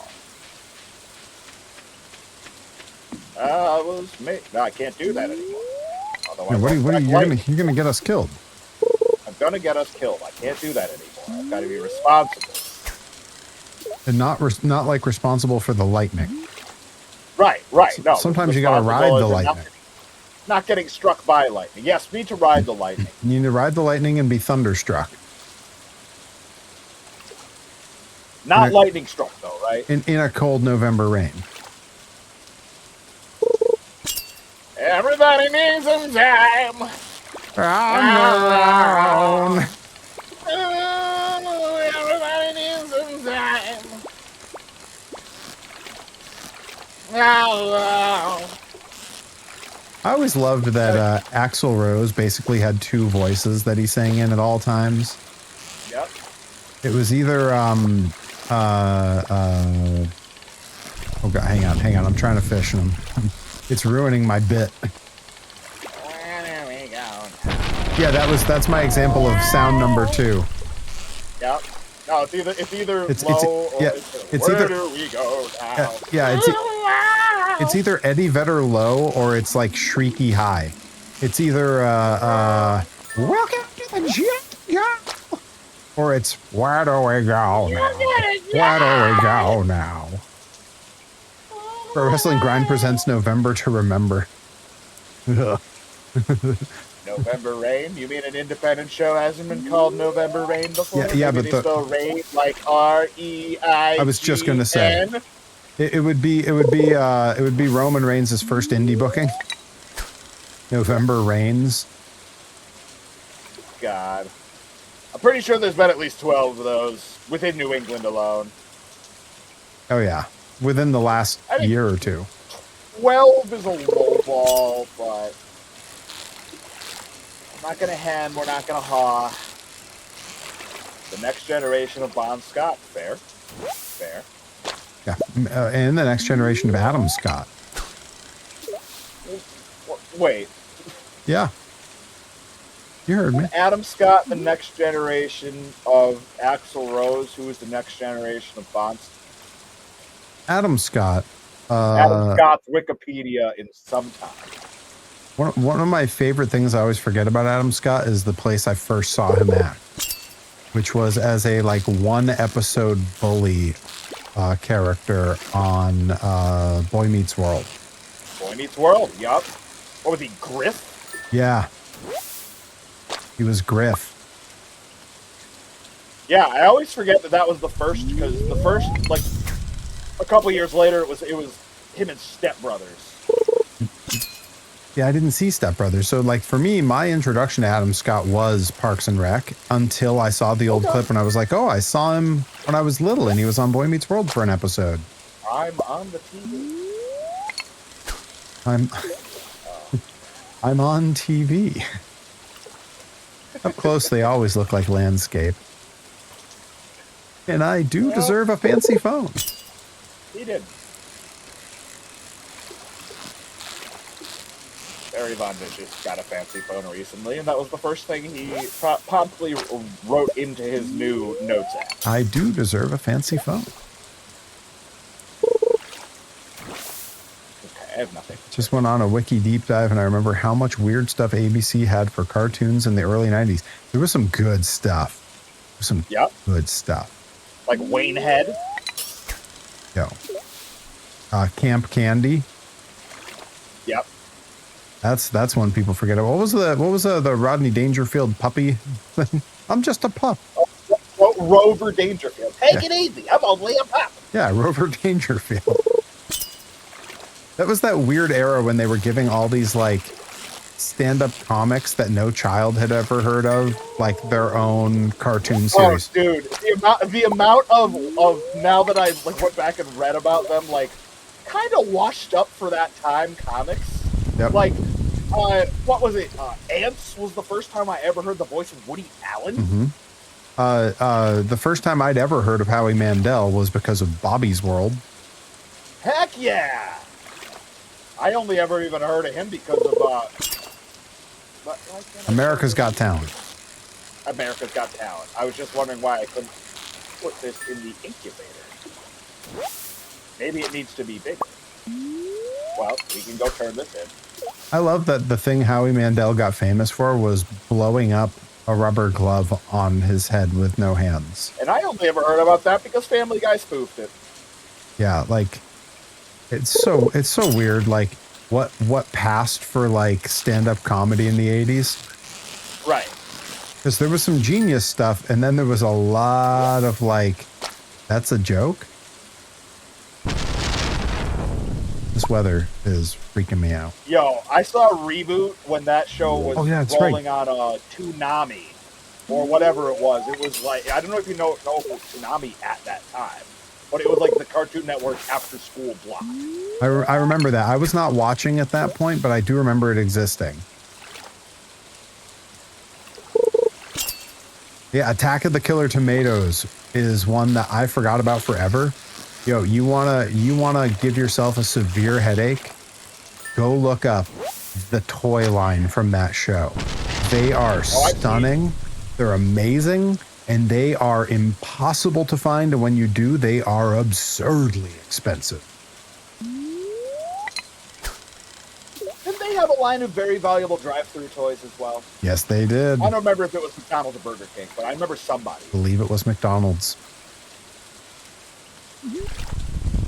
God, if I knew what McDonald's toys would appreciate for in the future, I kept all of them. Yeah, some of them are just crazy now. And then there's some that like are classics, and they're dirt cheap, and you can find them everywhere. The very first line of Bigfoot toys, the monster truck that they released at McDonald's, are just collectors groups are lousy with them. People are hemorrhaging these toys. It's incredible. I just saw the lightning strike on my screen, but on your camera, I could see the reflection of the lightning strike bounce off of you. Really, really immersive experience for the viewers here. Yes, sir. This is what we do. Yes, we immerse. Immersive experiences and pixelated games. So that's what we do. So that's what he's for. Yeah, when Reboot was on ABC, everyone's talking about exactly the. Oh yeah. The Louis Anderson Life with Louis. I'm Louis Anderson. You know, it's crazy. I know nothing of and I'm a stand-up comedy guy. I know nothing of Louis Anderson's stand-up comedy, but I grew up on Life with Louis and loved it. And then later on, when Baskets came out, did you ever see Baskets? Well, I'm just having my mind blown now, so wait a minute. So in Kablam, Life with Loopy is probably spoofing Life with Louie. Almost certainly, yeah. Kablam was a great show, too. Huh. Kablam was I have not looked a lick into Louis Anderson outside of, who is this guy? Because Family Guy's making fun of him. So he had maybe the role of his life on the show Baskets. Baskets was starred Zach Galifianakis post all of his success. So it was like his artistic thing he decided to do. So like late 2000s, early 2010s. Dirty and Sharp. It might have even been later than that, because it was right before Louis Anderson died, which was not long ago. I did not know that he died. Yeah, I think he died in it might have been 2021, 2022.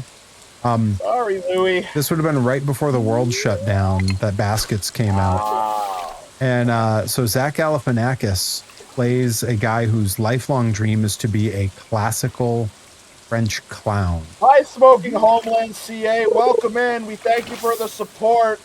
Yeah, I don't think you have the best viewers because we have the best viewers on our dual stream every Thursday night. Every Thursday. That's how you handle bots. Every Thursday. We've been handling bots all day. Oh yeah. Yeah. But yeah, so Zach Galifianakis plays a middle of nowhere Southern guy with completely incapable of any kind of success or human growth, whose dream was to be a French clown, and he went to college in Paris learning to do classic clowning. And then when he comes back home and has to support his mother, played by Louis Anderson. Okay. His mother, who is old and dying of diabetes. His twin brother runs I think it's a car dealership in the town, and is like a really stuffy, just absolute dickwad. Aristocrat. Who is also played by Zach Galifianakis, because they're identical twins. Okay. And when he comes back home after learning to be a clown from being classically trained in France, the only job he can find for a clown is as a rodeo clown at a dying rodeo in town. Whoa. This show is incredible. It's so much fun. And Louis Anderson's performance as the mom earned him, I think he got an Emmy for that role. Okay, hell yeah. Yeah, and it was the first major award he ever had. And he got it 2 years before he died. Going out on top, something to be said for it. Oh, yeah. And he earned it. He was great in that role. But yeah, that show was slow and over the plate for me. It was bizarre humor with a one-liner comic as the main persona. Zach, if you've never seen Zach Galifianakis' stand-up, have you ever seen Zach Galifianakis' stand-up? Yeah. And one of my all-time favorites. So I got into Zach Galifianakis around early 2000s when the snowboarding movie Out Cold came out. Yeah. He was in that and was very good, and I've been like an avid fan for quite some time. The Comedians of Comedy tour. Yes. Did you ever see when he had his own late night show? Do you mean Between Two Ferns? No. Like a decade and a half earlier. Yeah. It was incredible, and all of the monologues were just him at the piano doing his one-liners. Man, he had some great jokes. One of my favorite like dumb visual gags he did, because you think what Zach Galifianakis looks like. At one point during the set, he takes his hoodie off because he says he's getting warm, and he's wearing a absurdly skin tight t-shirt that just says, "This is what a feminist looks like." He also one of the jokes he told was he says, "You want to hear my impression of a gay snake who does not approve of a joke that I just told?" And then he stares deeply into the camera and he goes, and that's it. Just a hiss noise. So good. Like his stuff was so bizarre and just really delightful, like very strange. But yeah, him as the lead on a show about like clowning. Yeah. No, that's an easy one to write. That sounds like the kind of thing he'd bankroll himself. Yep. This is my impression of a 5-year-old with a beard. Ha! And the follow-up, the "oh shit" is not supposed to be in there. Yeah, no, Zach Galifianakis' stand-up was so much fun because he sort of split the difference between like an emo Phillips who's so in character. Yes. And I mean, Stephen Wright is obviously also in character when he's on stage. Not Alex Wright's dad. No, not Das Fatherkind, Das Vaderkind. Oh. Das Wonder Vader. He obviously Stephen Wright's in character on stage, but more his writing style, where it's not pun based, it's all absurdist. And that, to me, that's sort of what the Zach Galifianakis stand-up is. Absurd? Yeah, it's very absurdist style humor, but he's definitely in a bit of a character the whole time, like Emo Phillips. It's just a different type. Yeah. Fair? Okay. I haven't revisited his stuff in a while, but after we watched Out Cold, me and my friends went looking for his DVDs or whatever was available at the local West Coast Video for a bit. Mm-hmm. And every now and then they'd have one. But they were able to request from neighboring stores. So I was like, if you could ever get some of like Zach Live or any of that, please and thanks. And we got like maybe 2 tapes over the course of the time we were friends. Yeah, let me, if you don't have access to that stuff now and you're trying to refresh on it, let me double check. I have a hard drive from when I was doing stand-up where I downloaded every stand-up special I could get a hold of. I mean legally purchased. If you've got 2000s era Zach Galifianakis, I would be down for that. Yeah, at bare minimum I have, because he didn't have a lot of like full-length specials. I think he had one that was on Netflix at the time. I remember one of the tapes we got might have just been like a spliced together best of him doing stand-up or something like that. There is one that he had that was his it was his Comedy Central Presents. Yeah. So it was, just a 20-minute, because it was a half-hour show where they would do the commercials. And that's really good. Yeah. Oh man. Dude, my girlfriend at the mall, she was folding sweaters and I was putting slinkies on the Escalade. I do remember that. I remember this. I replaced my car headlights with strobe lights, so when I drive at night, everything is still. Everything is still. I like to light cinnamon roll incense so my roommates wake up with false hopes. I put fake brick wallpaper over real brick just so I could say, look, it even feels like real brick. These sound like Stephen Wright more than... maybe it's just the way I'm reading them. Somebody is very right-coded. Yeah, Stephen Wright, he always talks so depressed, and he says, my most recent suicide attempt, I jumped off of a 4-story building. I accidentally did 3 perfect backflips and landed on my feet. Those were Stephen Wright. Okay. And he says he accidentally did 3 perfect backflips, landed on my feet. Only people who saw it were 2 baby kittens, and one turned to the other and said, see, that's how you do that.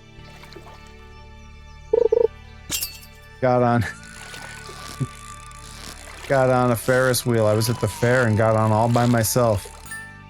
You know, no one wanted to go on with me, so I got on, and someone else was getting on, and they said, can we put him in with you? And I said, yeah, sure. We're riding around, and the Ferris wheel stops, and we're at the tippy top, and the guy says, oh, I love this. I can't wait to have a corn dog. You know, I was in prison for a while. I haven't had a corn dog in years. And I said, you're in prison? What were you in prison for? And he turns to me and says, I shoved a guy off of a ski lift. And I said, I remember you. That twist. I remember you.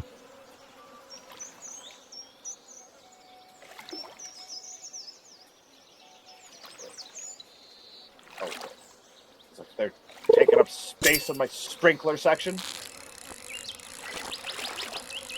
It's great that people named Stephen Wright are just always funny. Oh, yeah. I love them. They're just born funny. I mean, I don't mean that as a slight. I mean, they're born funny, not that they're born funny. I get it. You're talking about birth defects. Or are you explicitly not talking about that? Yeah, no birth defects. There's no way for me to know. There's no way. I loved that when they parodied Stephen Wright on The Simpsons, they just showed him on stage and he says, finally finished reading the dictionary. Turned out the zebra did it.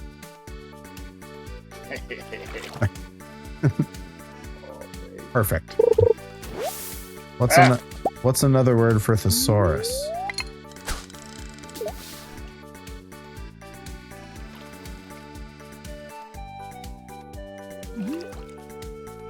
Let's see. James is doing very well. Oh, yeah? Okay, fully grown. Fully grown brown chicken. James He's got to grow. He's the chicken. godfather of soul. Yes. I need clay. That's what I need. Not for dreidels, mind you. Could be. I mean, if I have leftover clay, then I could, I guess. I gotta get the crafting recipe. Is there a crafting recipe for a dreidel? I mean, like, you wouldn't think so. You just make them out of clay. But I suppose it's how you... I don't know. I don't know. I need one more clay before I can even start thinking about this. I'm putting the cart before the horse, Perry. It's a mess. We have a horse?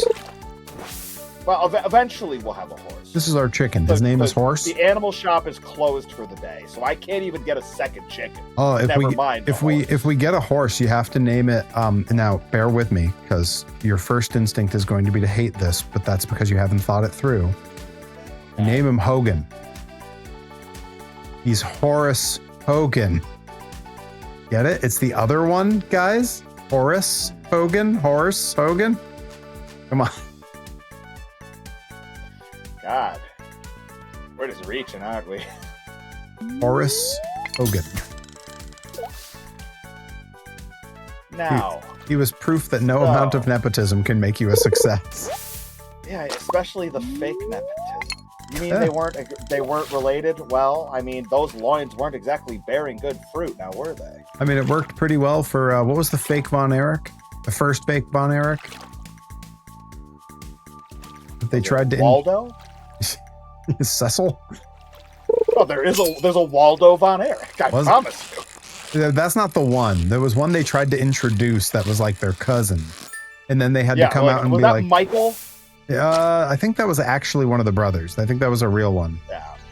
I'm trying to think of the later, less talked about ones. Yeah. I mean, and then there was Lacey Von Erich. It was like Carrie, Kevin, and David are like the primaries that you think of. Yeah, and then there were like two brothers that did wrestle that were not good. There was like a Michael, a Chris, a Waldo, and a Marshall. Marshall? Yeah, there was that's the later one. That's in like the Von Erich thing now. There's a Marshall Von Erich. Oh, is that one of the kids now? Yeah. Oh, okay. I think it's like one of Kevin's kids. Maybe the other one's Waldo. I think Waldo is that one, because I can't think of another one beyond Chris or Michael. I think we found Waldo. Robotic. I love that movie about them, The Iron Lady.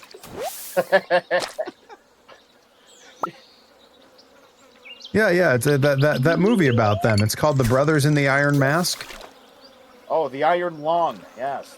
Oh, Iron Man. Yes, I remember that Markiplier movie, right? My Iron Lung, the Radiohead song.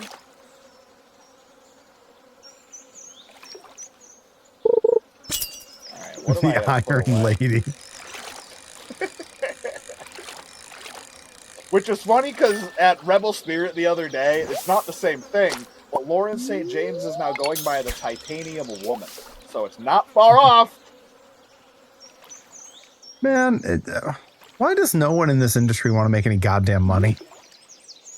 I mean, she can. What she needs is to have, at her merch table, a Titanium Lady. No, only one person I know. You put the ball on the tee already. Now hit it out of the park. Only one person I know that's making figures for indie wrestlers. I mean, that's not true. There's a few now, but only one person I know personally, and that's me. Only one of them deserves traffic, and that's Perry Von Bishop. God, I hate traffic. I mean, Michael Douglas was just fine in that movie. You know? He brought home awards for it. Is Michael Douglas the one who claimed to get throat cancer from eating pussy? I think that was someone else. The one is he the one who was married to Catherine Zeta-Jones? Robotic will help me out. Is that who I'm talking about? Douglas. Yes. Okay. It is. Yeah. Okay. Yeah. Yeah. He claimed that his throat cancer was from eating pussy, which good for him. Is his way of saying that Catherine Zeta-Jones is carcinogenic, I guess. I mean, you saw her in Ocean's 12. Why wouldn't you be? I mean, no, you didn't see her in Ocean's 12. I know. Robotic. I know. She's smoking. I know. She is. I know. Like she's Cameron Diaz in The Mask. She's smoking. Nick Beans Perry. Hey, look. I mean, I'm not making this up. Look. It's the rest of us being, saying it, and Perry, nodding and smiling and encouraging us. I'm reporting back. He's being a good friend. I like that I am so vanilla babyface white meat that my mentioning of like publicly well-known thing about a celebrity, Perry, because it includes the phrase eating pussy, is enough that Nickabeans, who is not a monocle pops out, oh my heavens kind of person, is all right, like listen, Perry. First of all, you're assuming some things about Nickabean. She might have a Twitch watching monocle for all we know. Like reading glasses. I mean, I'm not here to judge one's vision, especially monocular vision. Yeah. Yeah, you're robotic. I nearly dropped my opera glasses. You got to sit closer to your monitor, pal. Yeah, that's real good for you. All the optometrists worth their salt say lean into the monitor. Hero Robotics coming from is not at that tier 1 subscription. He's at the half a tier subscription where he has to watch from the balcony. You can't do that on the balcony, buddy. Yeah, I know. Hearing that coming from my face is very strange. That's what I'm saying. Is like, Randy says it's too windy. Yeah, Randy says it's too windy. That's what I'm saying. I'm so like white meat baby face, not offensive, like barely swears, that hearing that stuff from me is like jarring to people. It just means that y'all haven't gotten them worked up enough. Yeah, when I get real mad, I talk about eating pussy. What? The filter starts to come down, folks. You can take that to the bank. That's all I'm going to say. Walk down the right alley of Sin City, and you can find just about anything. You find Perry Von Vicious swearing up a storm. Yep. It's great. You get him worked up about something. Or God forbid there's a match that's bad enough for Perry to break the family-friendly filter, the triple F. You got to hit him with the triple F. I mean, you've been in matches with me where in front of audiences, I've just started swearing at people in the ring. It's great. It's great. Folks, if wrestling promotions could retroactively charge their viewers more, that's one of the moments that I would do it for. You all owe us $10 more because we couldn't have possibly expected this. Folks, the show just got more expensive. Perry. Yes. You know what's awful? You know what's awful, and like also what a great problem to have? Yep. Being on commentary when you see something like that. And you can't comment on that. Yep. You have to be laughing in your head You're while about to pass the calling hat the around match with a straight face. Yes, pass the hat around. Exactly. Pass the Blitzkrieg bucket hat around. Folks, look, we are a long way from my bit goal, but if we beat it tonight, not only will Did you say beat it? You said the magic phrase. If we beat it tonight, not only will I see, I said beat it, but I'm also going to say eat it. Not only will I also eat it, a Twinkie Wiener sandwich on Monday, but I promise I will swear at my opponent this weekend at Blitzkrieg Pro. Oh, bless. I will give Angelo Carter a piece of my mind. God, I can't wait for that. It's going to be great.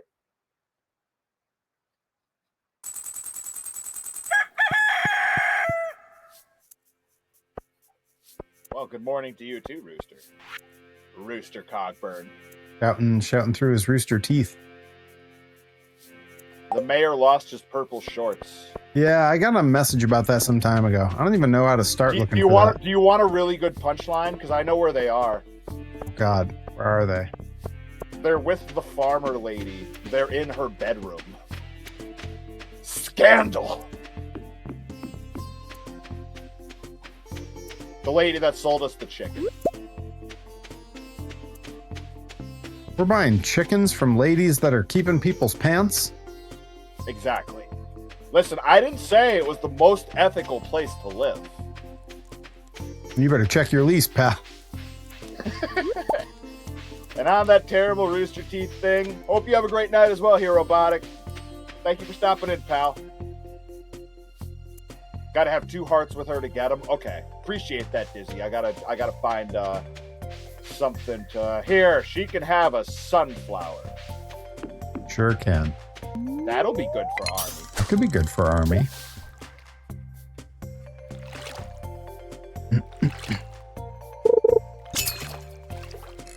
9 a.m. for that.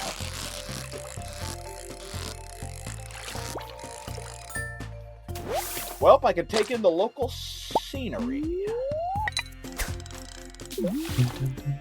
Alternatively, it's probably more important to get the silo first.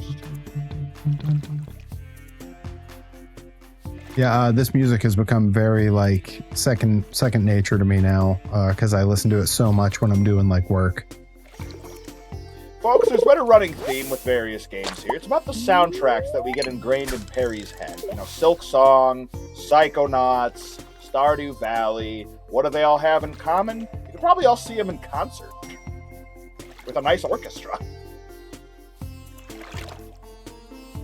The nice Chianti.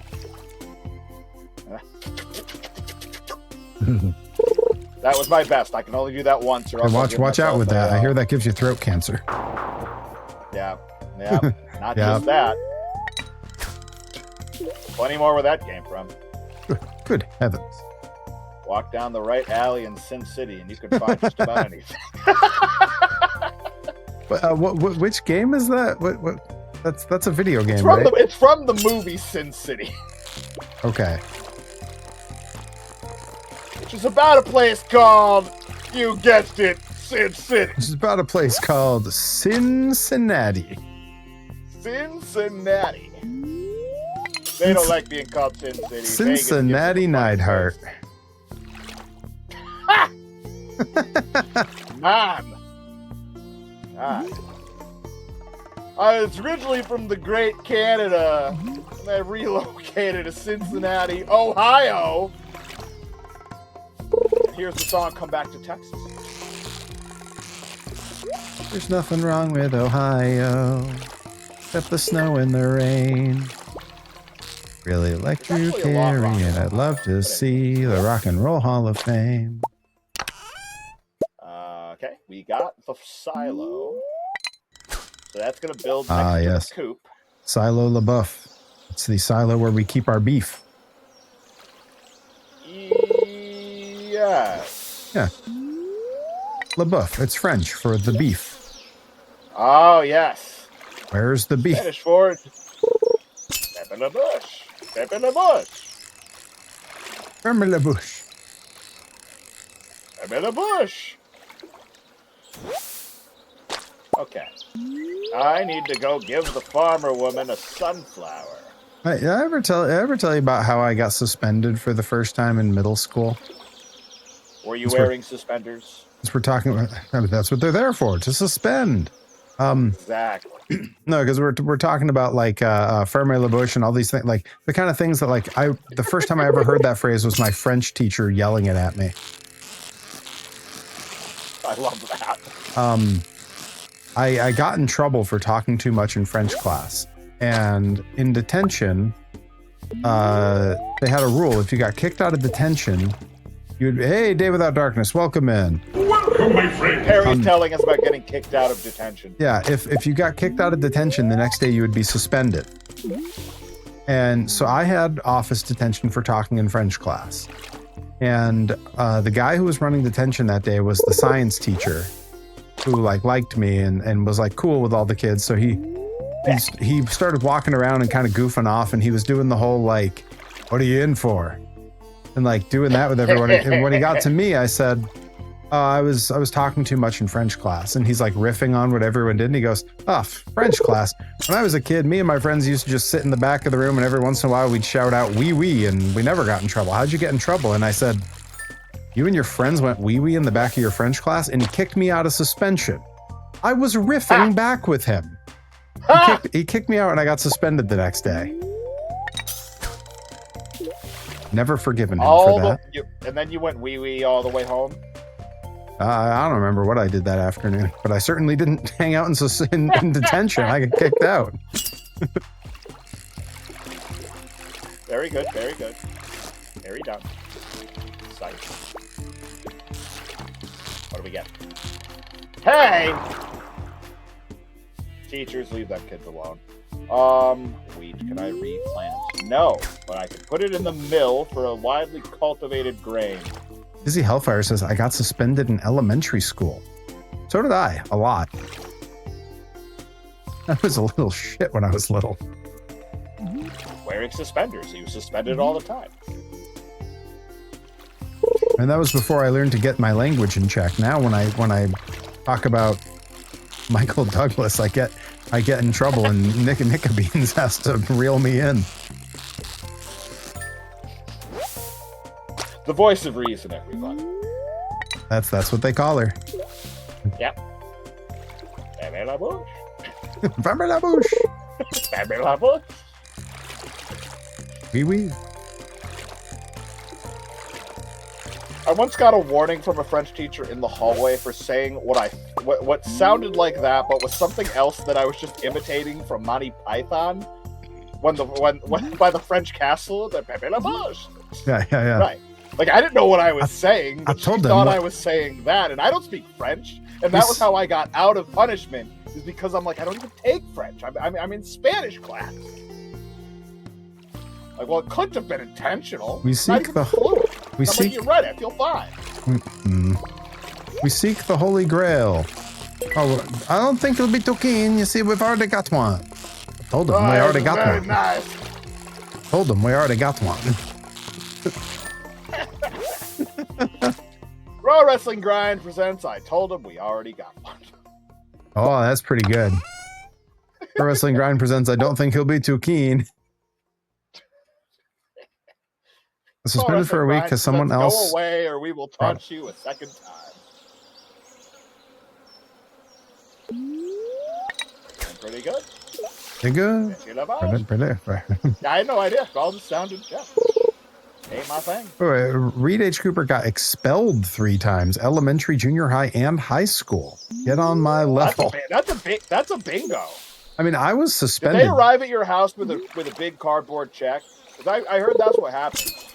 I don't recall if I was suspended in high school at all. I was suspended in middle school a bunch of times. I was suspended in elementary school a bunch toward the end. But never expelled. I think our public school system had so few kids that they couldn't really... I think if they expelled anyone, they would have lost funding. Yeah, well, considering my graduating class was 82 kids.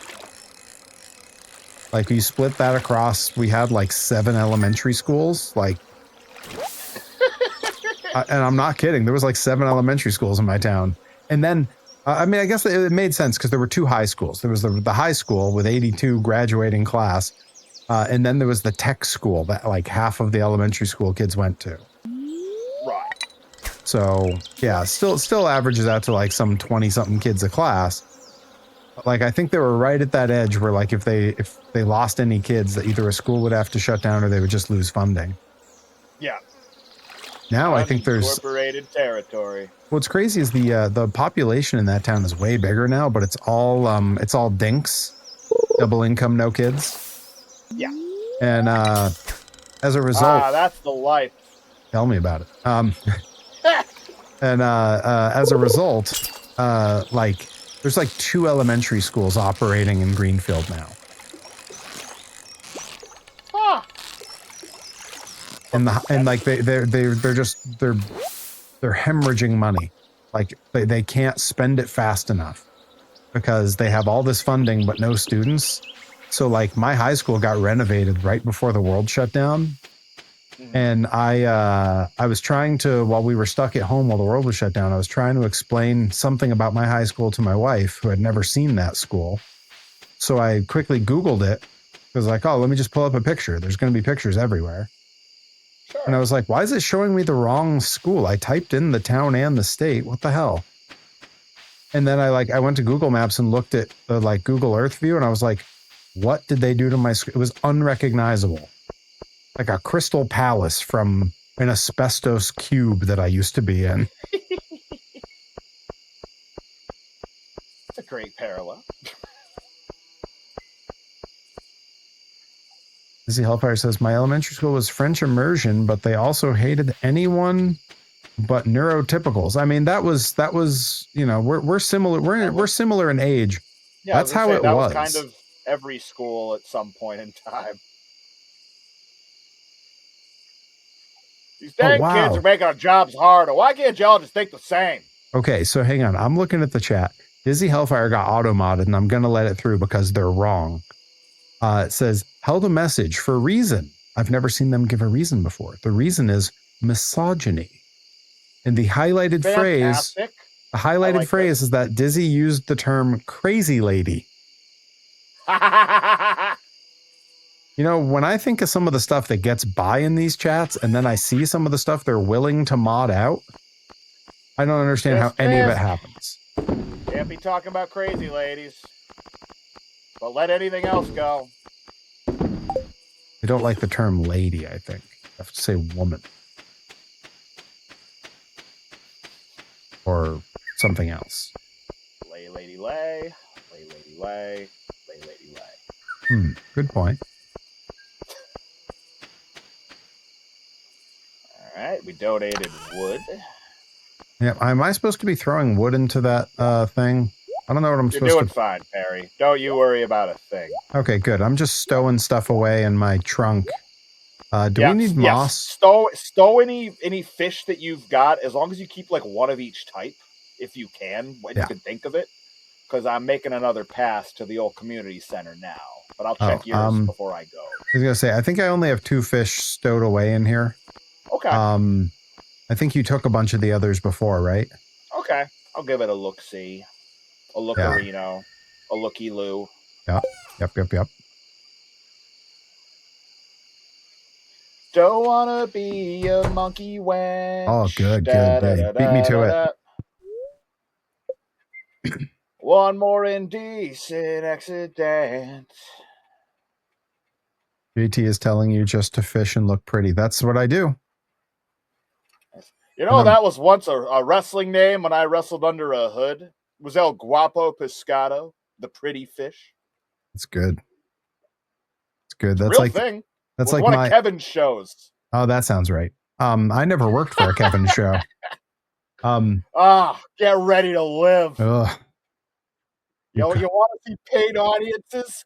35 of them right there on the bleachers. 30 Hard cam, don't worry about it. American they ain't taping this. fans. It's no pressure. Don't you worry, folks. All right, we got earth crystals. We got spice berries. Wenchy woman. Oh, wenchy woman. Think you can win a debate with that?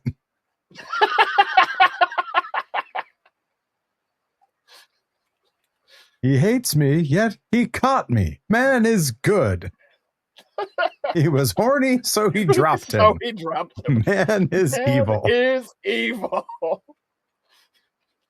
Man is good. Man is good. Oh, I passed out again. I wasn't paying attention. I was too busy quoting Community. Busy helpers. I was right outside in the Flight the of the door. Conchord style. Now testify. Good news. Yes, go ahead, caller. Make a whole jar of preserves. Whole jar. Multiple jars. It depends on the raw materials. My God. Oh, yeah, y'all can have that money. You can take that money and shove it, because we got preserve jars. Yeah, shove it. Shove it. Where's our chicken? I never see our chicken. Right into your human resources slot. Am I supposed to do something to see the chicken? You can just open the left door and go right in and say hello to James Brown. Yeah, not that one. That'll let James out. We don't want that. I know. I couldn't get. Hello, James Brown. What's up, chicken? He's stoic, right? He's just a. Ooh, egg. Or she's stoic. Pardon me. It's a lady named James. Her? Sorry, I saw an egg. This is our chicken, James Brown, and her egg, Mayon egg. She calls it a Mayon egg. Are you okay? I don't feel so good. That look on Jason Bateman's face after Mayon egg. I don't feel so good. Maybe the best bit of acting on the show. Yeah. Someone only recently pointed out to me that no one on that show does any form of acting. When someone else is being funny and you watch them, they're just reacting to what's funny and like laughing through the scenes. And I never noticed. Every behind the scenes thing I've seen from anybody, that's kind of the impression I've gotten. Whether they haven't directly said it, but it all seems like they're kind of being hams together, and that's what a lot of them like talking about, is we really loved being hams together on set. Unless it was Jeffrey Tambor, who was apparently a nightmare to work with. Right. He was that show's Chevy Chase. Right. But you know what? The man got results. I like to think those two hung out together and like played Pinochle every Thursday. God, I would watch that. I would watch this shit. Put that on ESPN. That's my sports. It would be there's a luau at the beach. Oh, the luau. We gotta go to the luau. It's the Blitzkrieg luau. Right, the Stardew Valley luau. That's the precursor to the Blitzkrieg Pro luau. Blitzkrieg Pro presents the Stardew Valley luau on the beach. Yep, all of you better wear your best Stardew Valley themed things. Oh, it needs to wait for you. I'll do that. I'll wait for you. I'm coming. There's got to be a Stardew Valley Hawaiian shirts somewhere. There has to be. They want to make money, don't they? Well, yeah, and I mean, you got to pick one up. That way you have it. Oh, just so you have it. There's a lot of this going on.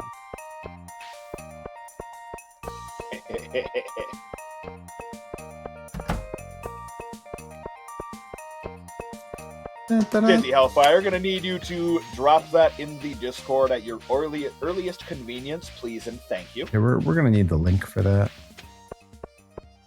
Yeah, there he is. Whoa, it is a luau. Putting the wow in luau, don't you say? I don't know which one of these people I have to take out first, but I am winning the mother of all scramble.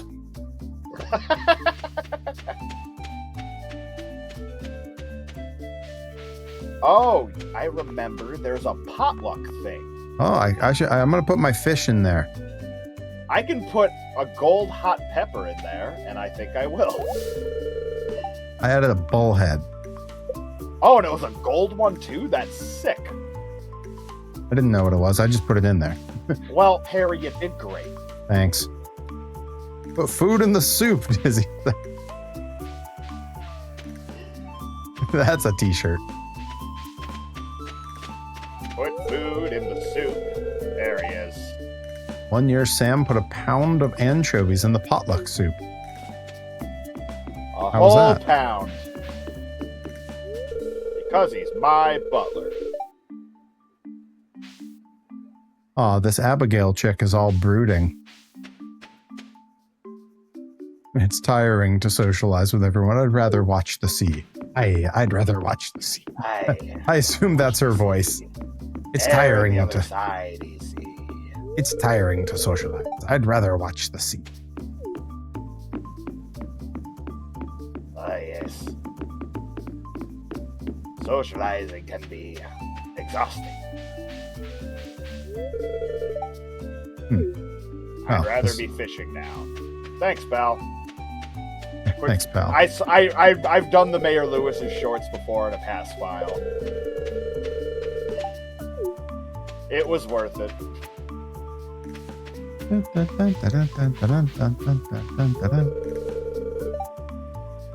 at this guy. Old Linus looking after the roast. What a mensch. I don't think anyone at this luau is having fun. I've talked to a bunch of people and they all seem pretty unhappy. Well, they're all like, I'd rather be doing the thing that I do every day. Fishing. Right. It's funny how that works. 90% of what I like about this sport, and it is a sport, is sitting in the boat for 5 hours doing nothing. And the icing on the cake is when God smiles on you and you hook one. And then when you're reeling it in, everything else falls away. You don't think about taxes or traffic or that pushy gal that's trying to get into the Citadel or who's going to take care of you when your mother and I are old and incapacitated. All there is a man, a rod, a lake, and a fish. And it all starts with a hand-dug American worm. Did. My goodness. Harry put in a gold fish, and I put in a gold pepper. High-quality ingredients. Oh, maybe that's not a bowler. Not quite a fedora, though. Looks like a sun hat of sorts. Eat the soup, Governor. It's an average. What could go wrong? We'll have to try next year, and when we get the purple rarities. We keep leveling up, we'll get there one day. Aw. Oh. Mayor's all sad. In your first year of playing this, if you're doing a solo one, there's usually a good chance that you'll put in like an average ingredient, and then everybody's like, this soup was terrible. But that's the beauty of co-op streams. Yeah, we're crushing it. 2 gold ingredients, first year, potluck being average. Good start. Good start. Yeah, says the luau was a success. Oh, and we're back. Early to bed. Okay, do I need to plant anything?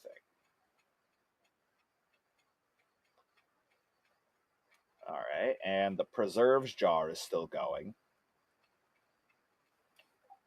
Anything else? I probably got another couple days of this before I need to call it a stream because I probably won't make the 3 hours because of the late start. Not worried. But I'm willing to push a little bit. What day is? Today is the 11th. Yeah. I'll go to like the 13th, 14th, something like that. Yeah, why not?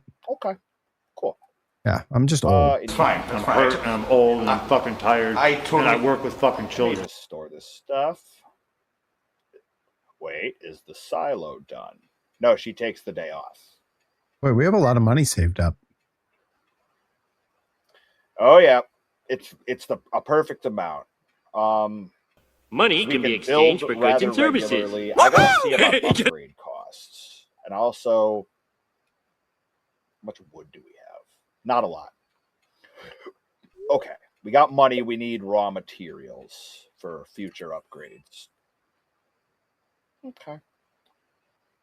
Duly noted. I'm putting that away. That can go. Don't you stay out here until you pass out again. Ugh. Yeah. You got to get some sleep. I think. Oh. Can I afford wood, stone, earth crystal, copper bar?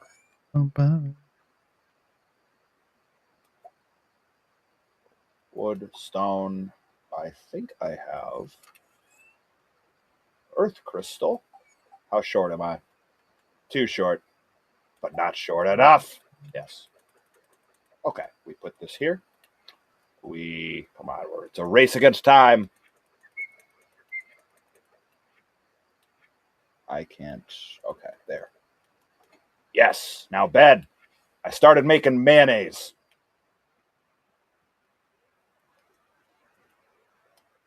And tomorrow, beautiful sunny day. Okay, we made it.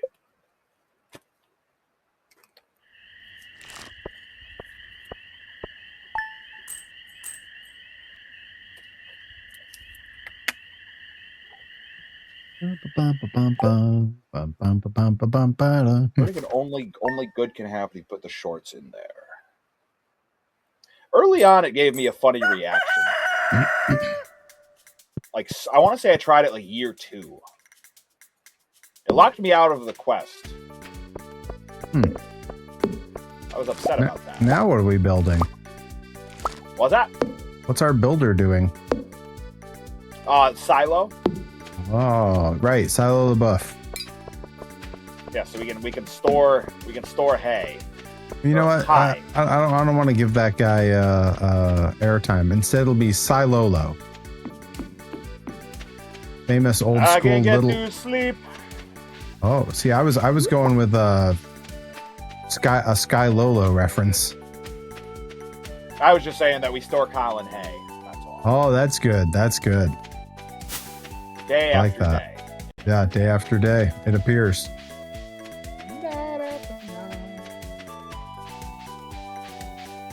The acoustic is so good, don't get me wrong, but my God, that opening saxophone lick in the full band version is unbelievable. So, I, of course, because of Scrubs, knew the acoustic version really well. Right.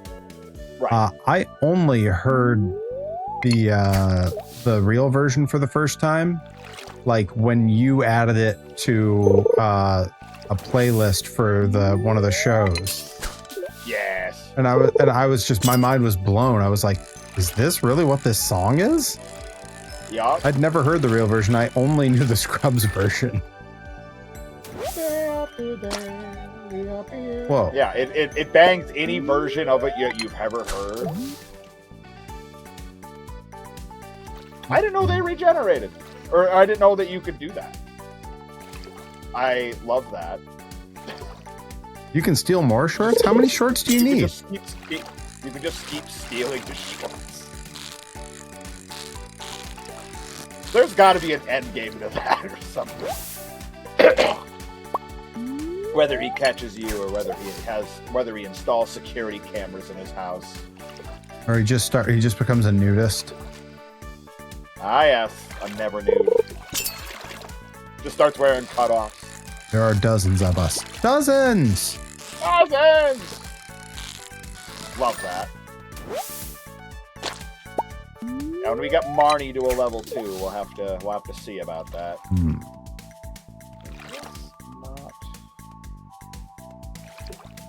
No. Lets me do everything else. Potter. Oh, it lets me do jelly, but it doesn't let me do mayonnaise. No, Potter. Interesting. Night after night. Anyways. Ghosts appear and fade. Not now, Colin. Alright. Go back another day. It's the last warning. I can't get to sleep. Diving in too deep. Please, there's pretty lights. Where all the situations are. I know it'll be alright. It's just overkill.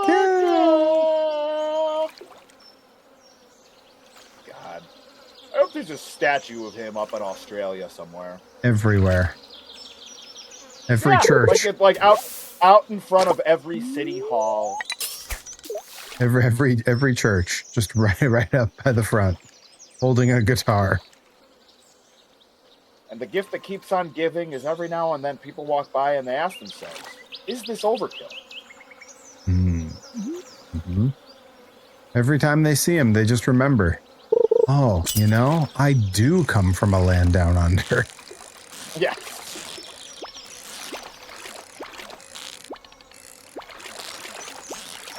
Look at it be now. Yeah. I met a strange man. Gave me a bite of his Vegemite sandwich. Why do they follow me? It's not the future that I can see. It's just my fantasy. Yeah.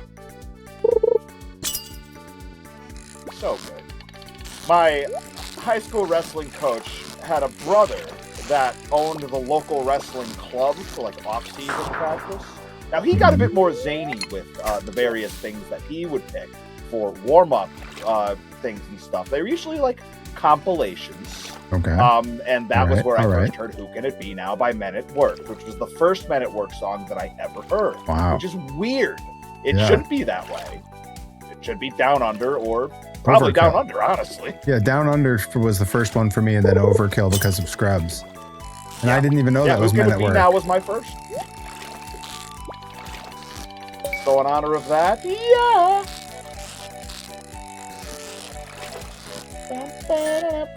Those people knew their way around a saxophone lick, I'll tell you that. You know? They know what they're doing. What do I throw It's out? just overkill. Have other songs? Yeah, you do. Of course you do. I didn't know they could play Night Ranger that many, or Sister Christian that many times. We are Bobby Night Ranger.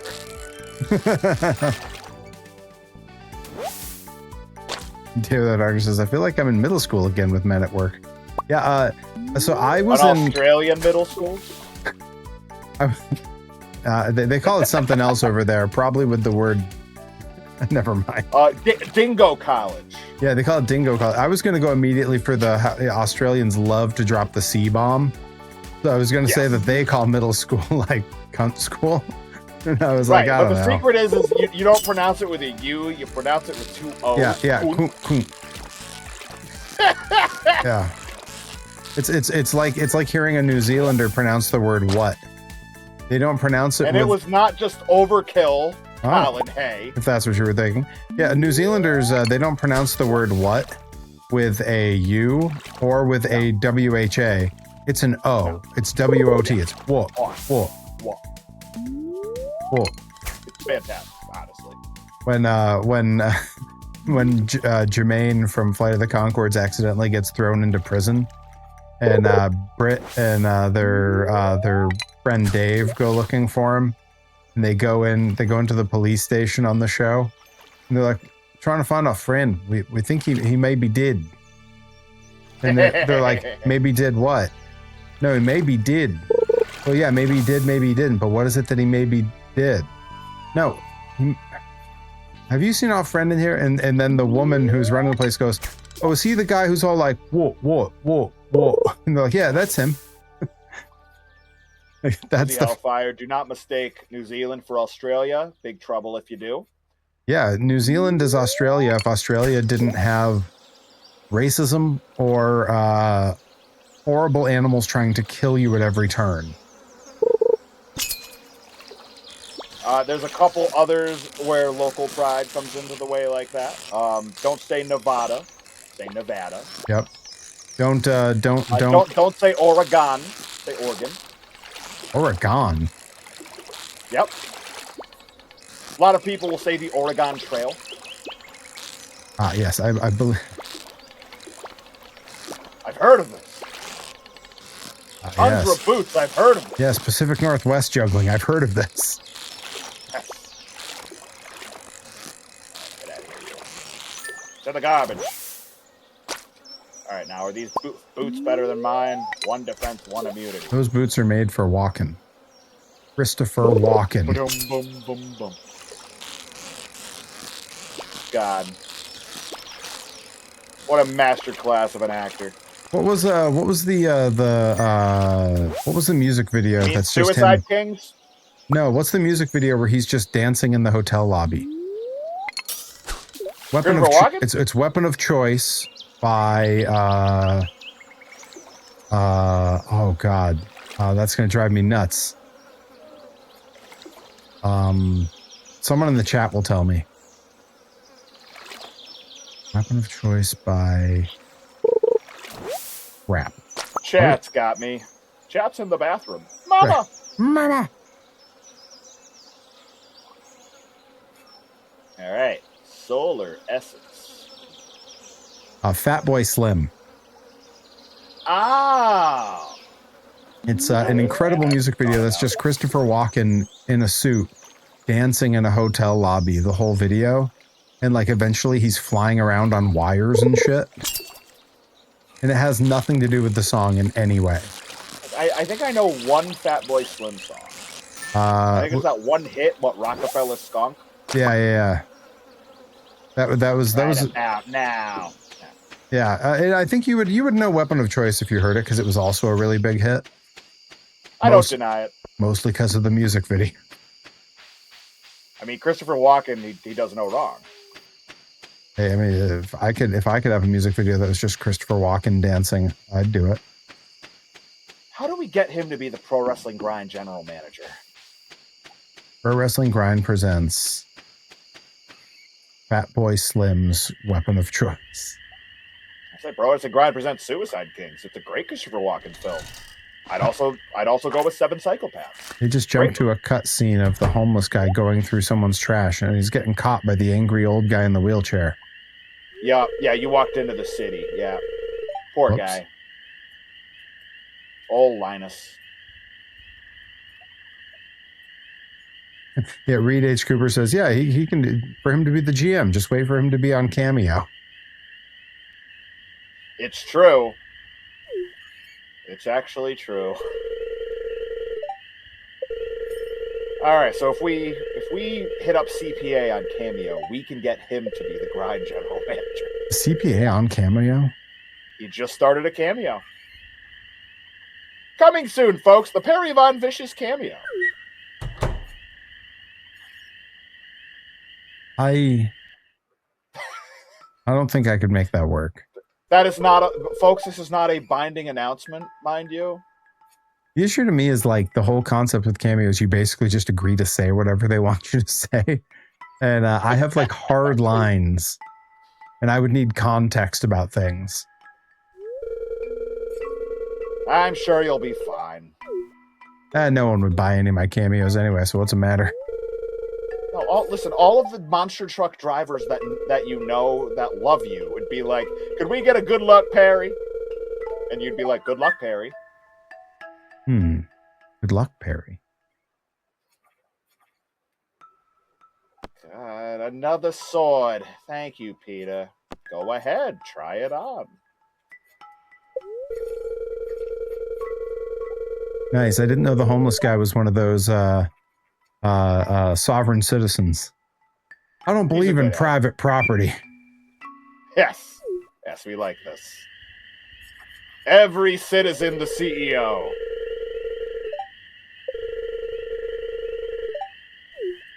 Sorry, my Disco Elysium is coming out. Anyways.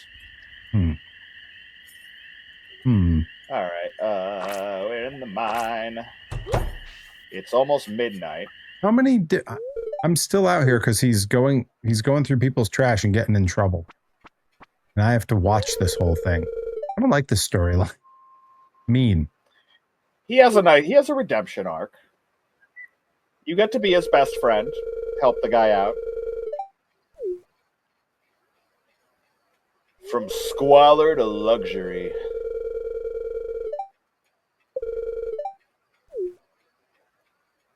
Oh, well now he's just being given food by the guy who runs the saloon, so he's good.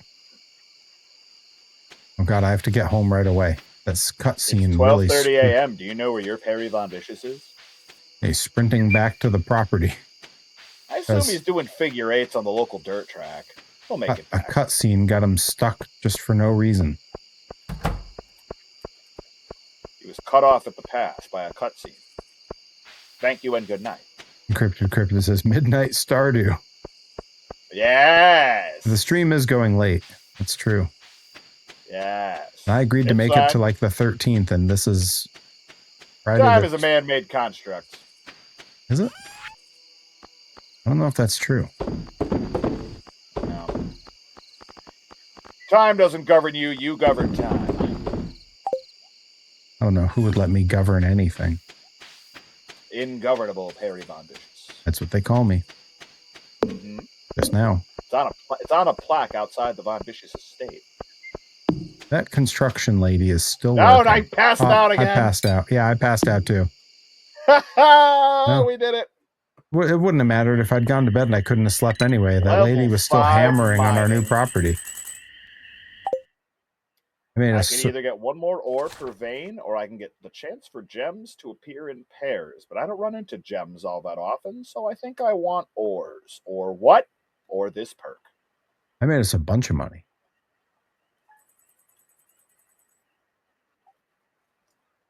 That fishing rod was a good investment. Right. Yeah, what level of fishing are you at now? Oh, I don't know. I stopped watching. Okay. How do I find out? Is there a way? Yeah, if you pause and go to your character's face, like the second tab, it should say skills. Yep. Fishing, I am a +8. +8, very nice. Level 8. Okay. Whereas I am a 0 on everything else except for foraging, where I am a 1. I gotcha. Yeah, for comparison's sake, mine is like farming 4, mining 5, foraging 3, fishing 1, and combat 4. You've been combating things? Oh yeah, mining, there's monsters in the mines, so you have to fight them with various things, and that'll level up your combat. I had no idea. I think you can enjoy any of the progress I've made, because I think the elevator is for us both. So you can just go down to level 50 or whatever and kill things if you're feeling that kind of froggy. Then you can jump. Aw, our chicken is 1 month old. James looks really happy today.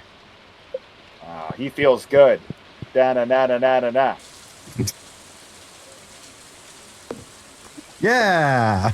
Yeah! Thank you! Thank you! Oh, and the silo's done? God, get ready to live. Out here living with a hernia.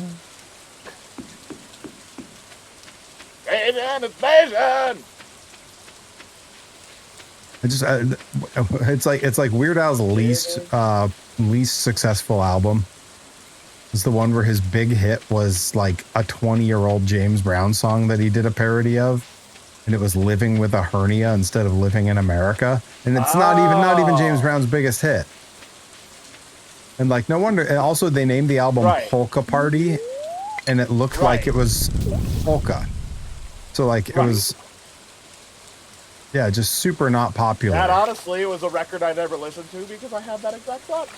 Yeah, it's a great album, but like you wouldn't know it from the lead single or the cover. Right.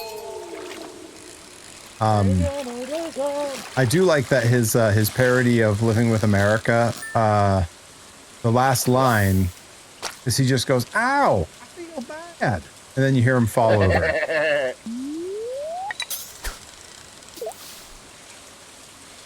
That was the first James Brown song. The first James Brown I ever heard was "I Feel Good." I didn't hear "Living in America" until I saw, you guessed it, Rocky IV. I was going to say "Living in America." I saw Rocky IV first. I didn't see "Living in America" until way later. I believe that song is also in Trading Places. Okay. That was another one I was late to. That might have been where I heard it first. Living in Permerica.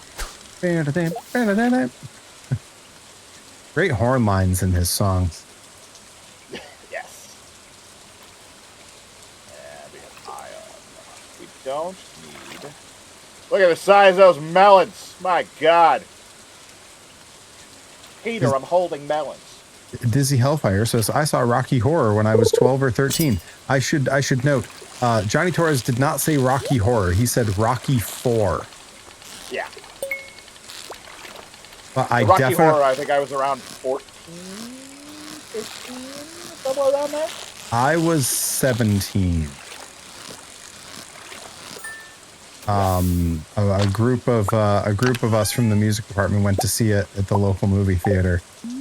And only one of us in the entire crew had any idea what the deal with the movie was, all the interactive stuff. And she was super into it. There's an alternate path to that joke where you say I was 17 going on 18 as part of the musical program. I was 17. It was a very good year. Going on 18. Like a Sound of Music. Nobody? Well, see you later. Day Without Darkness says I was 48. How'd you like it? There was a show about that. It's called The First 48. Reed H. Cooper says, I recently rewatched Trading Places. My God, that is not a kid's movie. No. No. But I was sick a lot when I was a little kid. And because I would have terrible fevers and like hallucinate and then not remember anything, my dad would let me stay up and watch anything on TV with him because I wouldn't remember it. So I saw a bunch of like Eddie Murphy movies and stuff when I was little because I was just super sick.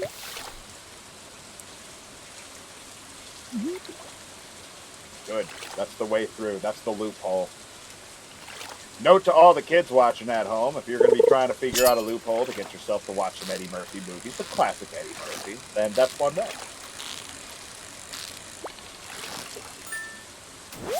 I also don't recommend the whole other side of that to anybody. But if you're trying to find a way, that's the way. Earlier I mentioned watching the Jacksons tour footage. And the specifically the moment that goes from I Just Can't Stop Loving You into She's Out of My Life. Yeah.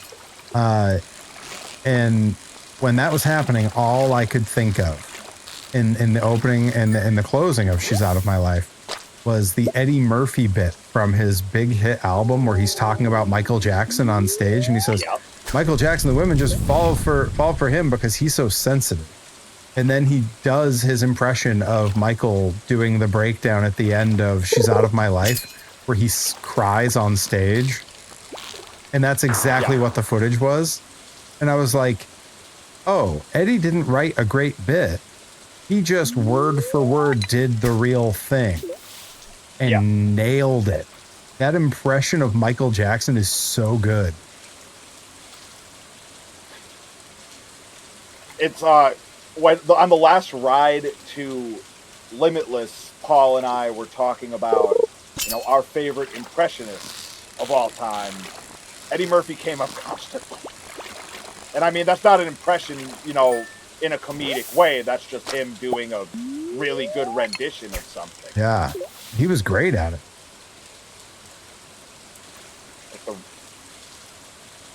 Jamie Foxx is in that conversation of just people that can, effortlessly do imitations of anybody. Dizzy, I got the reference immediately. You're doing Homer Simpson with the very good year thing. Right.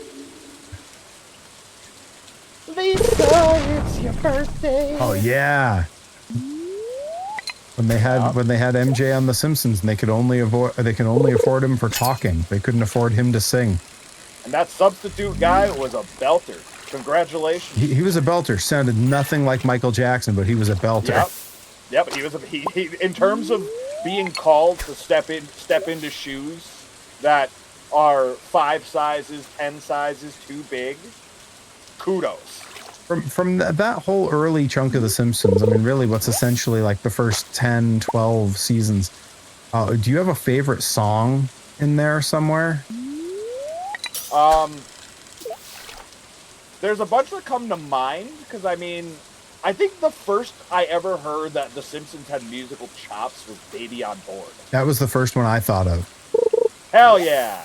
Yeah, so good. I was going through a thing where I just liked hearing barbershop stuff at one point, and then lo and behold, it appears on The Simpsons. And Bum.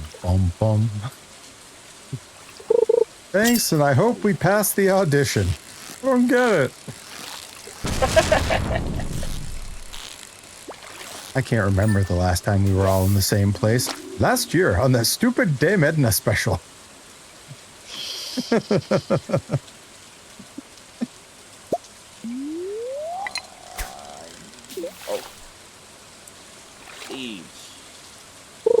You go there. Planting coffee, Perry. Excellent. I finished my coffee. So we're planting more just for you. Good, because I finished mine. You sure did. It's all coming together, folks. Hey, that's the name of it. Okay, yeah, I believe it was number 8, wasn't it? Number 8, bruh. Number 8, bruh. Unmilled rice. Bronze. That was that bit on The Simpsons was the first time I learned about Yoko Ono and her like reputation for breaking up the Beatles and like having terrible taste in art and ruining John Lennon's creativity and all this other stuff. And it wasn't until like, I don't know, 30 years later that in Nick Offerman's book, he has an entire chapter about Yoko Ono. He is friends with Yoko Ono and like talks about how like unfair all of that is and how wrong it is and how Yoko Ono is an incredible artist. And I was just like, wow. I mean, Nick Offerman, I don't tend to think Nick Offerman can be wrong, right? Like he tends to be right. He may be wrong. He may be crazy. Or just may be a lunatic you're looking for. That's Nick Offerman, all right. Oh God, I gotta stop fishing. Because last night I didn't fall asleep in the bed. Last night, Perry passed out. Oh, Perry, don't you feel so bad? Feel so bad. I made more sprinklers. Spice berry jelly. Cool. Get ready to live. Can I eat these berries? You sure can. Good, because I'm like out of energy and it's really like whooping my butt. Enjoy. I was not going to make... I was already trying to... the song Be My Yoko Ono by the Bare Naked Ladies. Be my Yoko Ono. Whoa, whoa. Hang on, I'm setting off my BNL bit alert. Oh, God. That fundamental. Fundamental.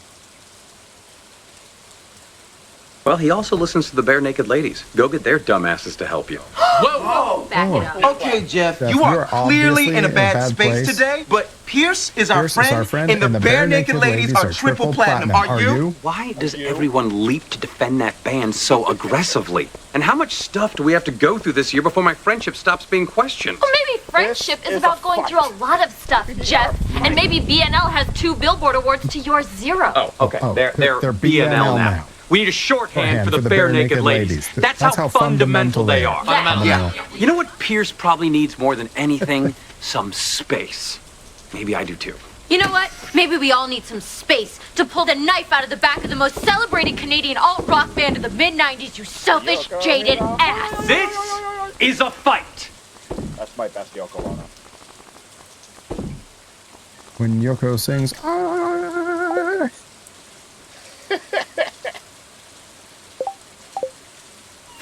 and I don't mind you slagging her for breaking up the Beatles. Don't blame it on Yoki. Don't blame it on Yoki. Pro Wrestling Grind presents Don't Blame It on Yoki.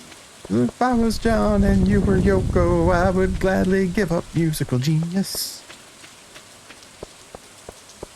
Just to have you as my very own personal Venus. Pro Wrestling Grind presents Personal Venus. Right. Dizzy Hellfire, fun fact. Do you know where John Lennon signed the document that ended the Beatles officially? Do you know this, Johnny Torres? No. I want to see if anyone in the chat knows where John Lennon was when he signed the document that officially ended the Beatles. Because it is not where anyone else would assume. Dizzy says, New York? No. He was staying at the Polynesian Resort in Disney World. It all comes full circle. My favorite of the hotels in Disney World, and there is specifically a conference room there, a very small one, that is where he met with his attorney, and that was where he was handed the papers, and he signed the paperwork that ended the Beatles. So don't blame it on Yoki. I've stayed at a bunch of Disney hotels, but they're all the cheap ones, except when I was young. When I was young and it was on my dad to pay for it. Right. And also when everything was considerably more affordable. Yes. But I've never stayed at the Polynesian. That's if you get the chance and you want a good laugh, go look up what the Polynesian costs per night. I think this will be our last day. Yeah, before I call it. We're at the 14th. That's a perfect time. So yeah, we'll get through this one and call it. Why is it saying that the growing weeds have done damage to the farm when we only have a select few spots that are occupied? I let the weeds go crazy down in my area, and I can't even get to the pond anymore. Should I be doing something about this? You can chop away at them. Sickle, axe, hoe. Pickaxe. What'd you call me? For stones. Call me a sickle axe hoe? What's that? You call me a sickle axe hoe? Oh, not in this economy, no. Good heavens.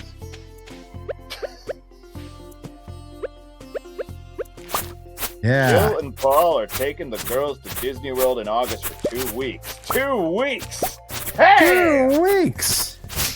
That's awesome. It'll be a religious experience. I very unfortunately do not have concrete plans for my next trip to Disney, and it's been a while. There's a distinct chance I end up going sometime around October when our wedding anniversary is, because we were married in Disneyland, and this year is our 15-year anniversary, so it feels like we should do something. Yeah. But we're should. Yeah, we're mostly just waiting to see. No better time to rack up that credit card debt for a nice Polynesian stay. Yeah, I don't think we're going to be staying at the Polynesian. Although the fact that now, even with airfare included, it is cheaper to fly to Japan and do 5 days at their Disney park than it is to fly to Orlando and do 5 days at Disney World. Oh, Japan. Just finding ways to continue to be better in many ways. That's so great.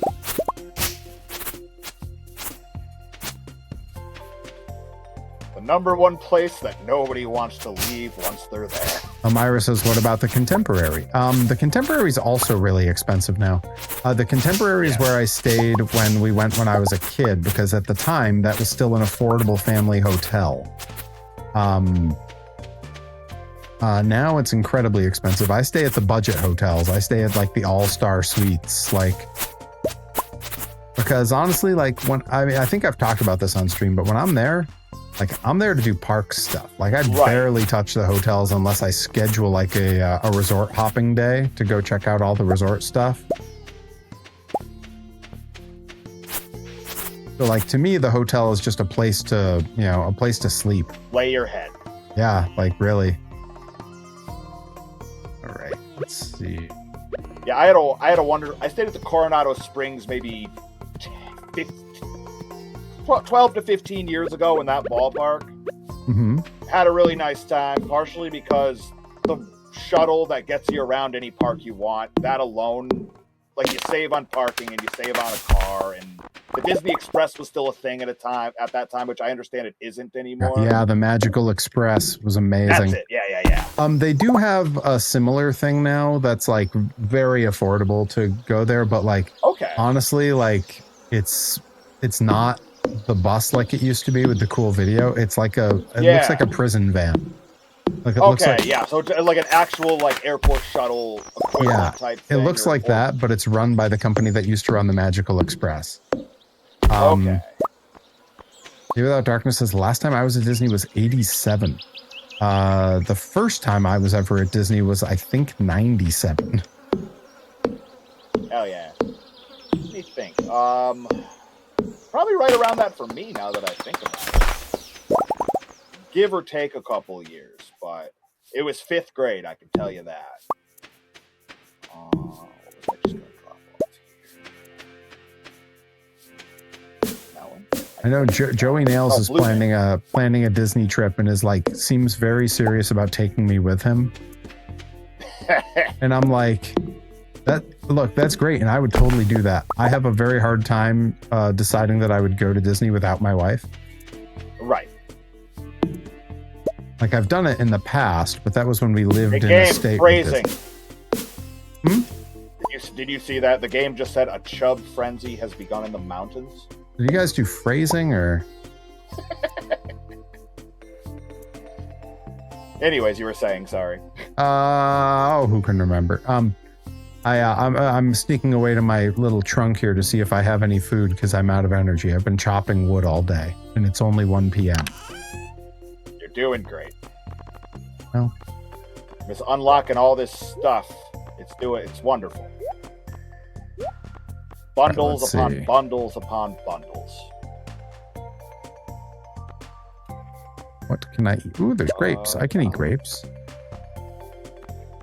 Ooh, I got cookies. Yeah, I can eat any of those. I need.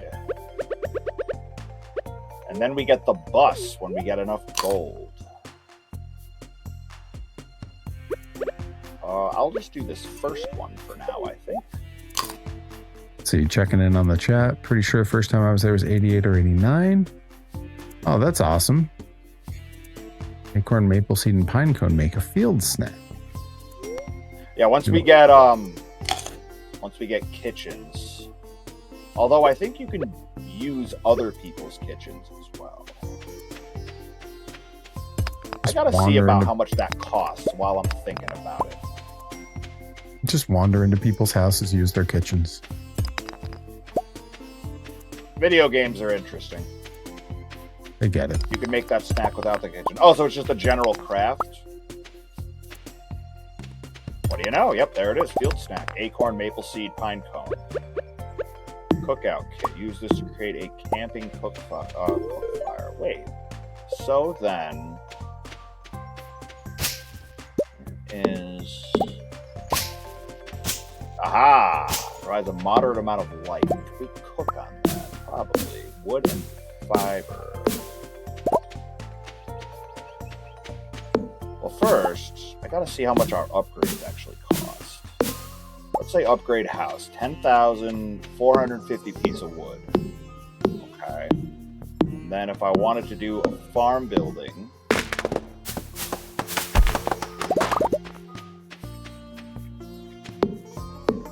I'm trying to clear all the stuff that grew in my area here. You're doing great. And a lot of work. My character seems tired. And I already ate my cookies.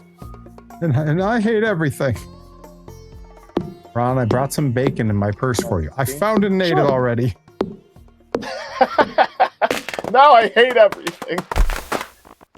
Yeah, go for it, Dizzy Hellfire. By all means.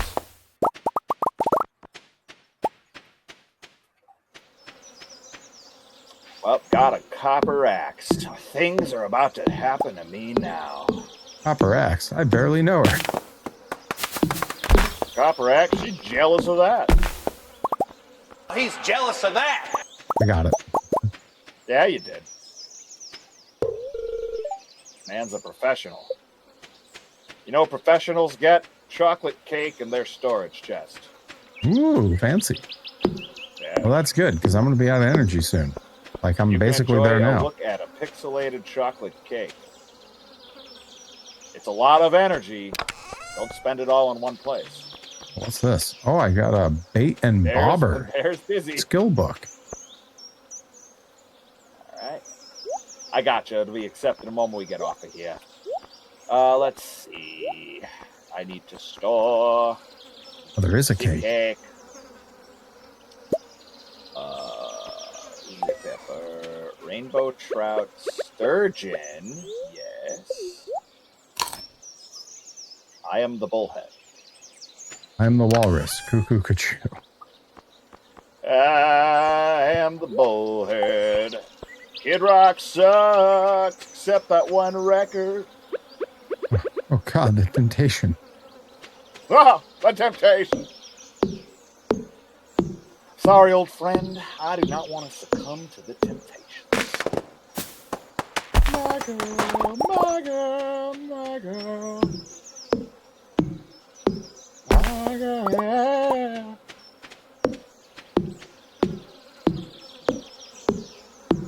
Should be fun stuff on Stardew sometime. Heck yeah.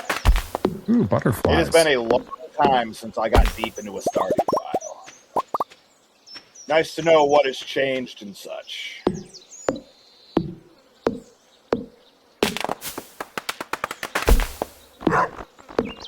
Yes. Yes. Lake fish is done. Big day. What do we get? Oh, we're giving this right over to old Harold. He's gonna need that. What is it? It's for the fishing rod. Oh, good. Oh, now I'm seeing the homeless guy looking through trash. Yeah, see, it's upsetting. If you get a prismatic shard, take it to the desert. Okay. So I got to get Bus going.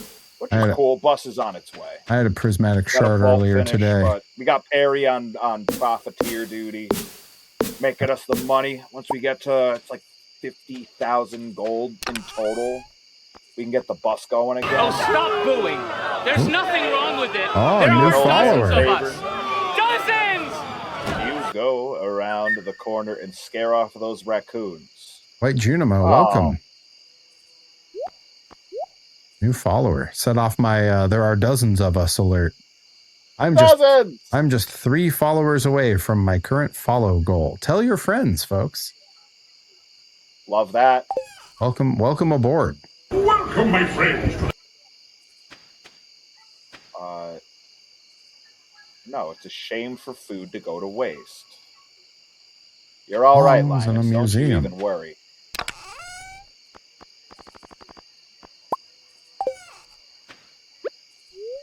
You can have my chocolate cake. Fill your cheeks with so much chocolate cake. And every Jerry and Jane on the block.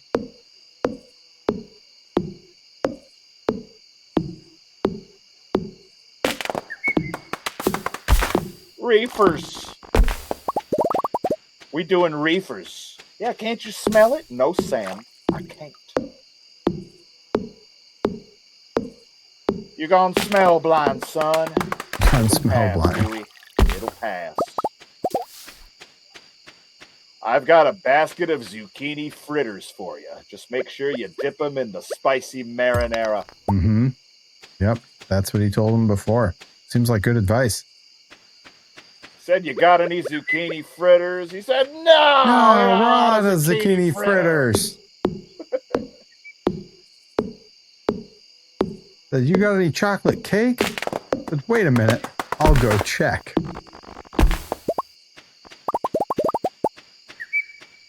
No, we're out of chocolate cake. In that case, what do you have? All I got's this box of 1 dozen 51-inch carp. You got any bear claws? Drop this new fishing rod attachment into the old chest for old Perry Von Vicious. Oh, nice. Hello! Hello! La la la. La la la.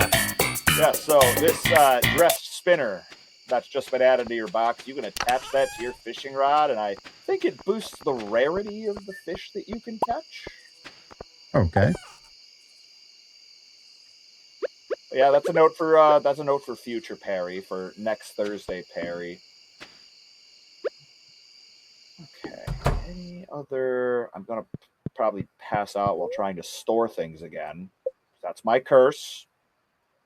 That's your challenge. I won't go bedtime. I won't. I've got an hour. A whole hour. I'm way past my bedtime, and as soon as we're done with this stream, I still have to go down and make toys. Down to the crossroads. Gotta go down, down, down.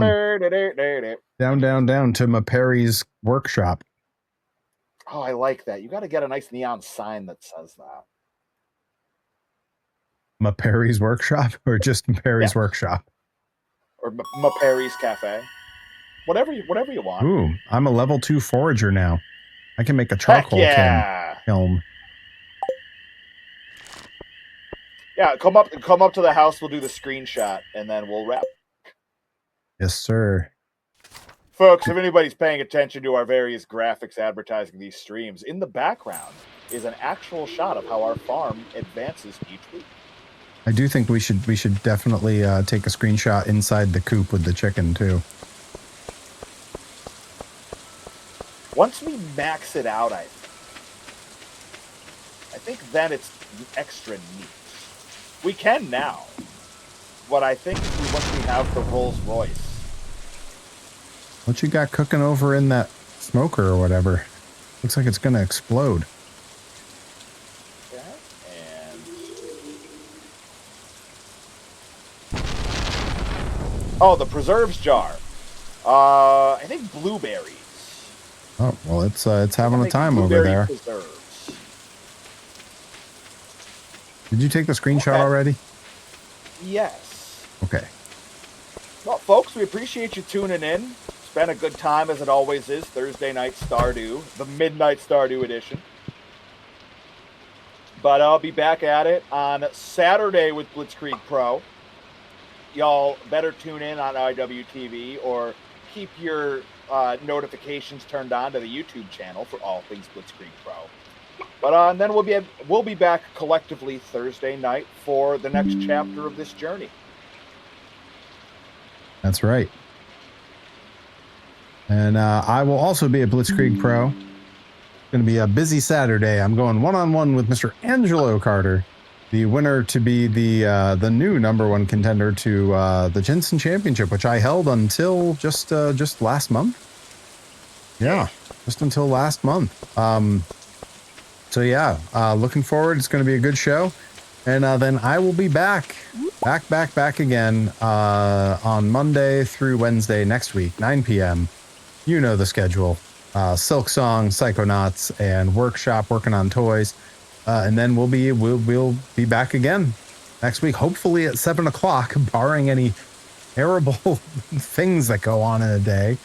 We'll be back at 7 o'clock with more Stardew Valley. Hell yeah. Appreciate you all. Hope you all have a great weekend ahead, regardless of what you're doing. We appreciate your time and wish you a better tomorrow. Yep, and on my channel, we're going to go ahead and raid our pal Jaime. The Pragmata again? It is Pragmata. Hell yeah. For the Armored Core junkies out there. Hell yeah. Yeah, good stream. And yeah, we will see you all again very soon. Good night, everybody. See you guys.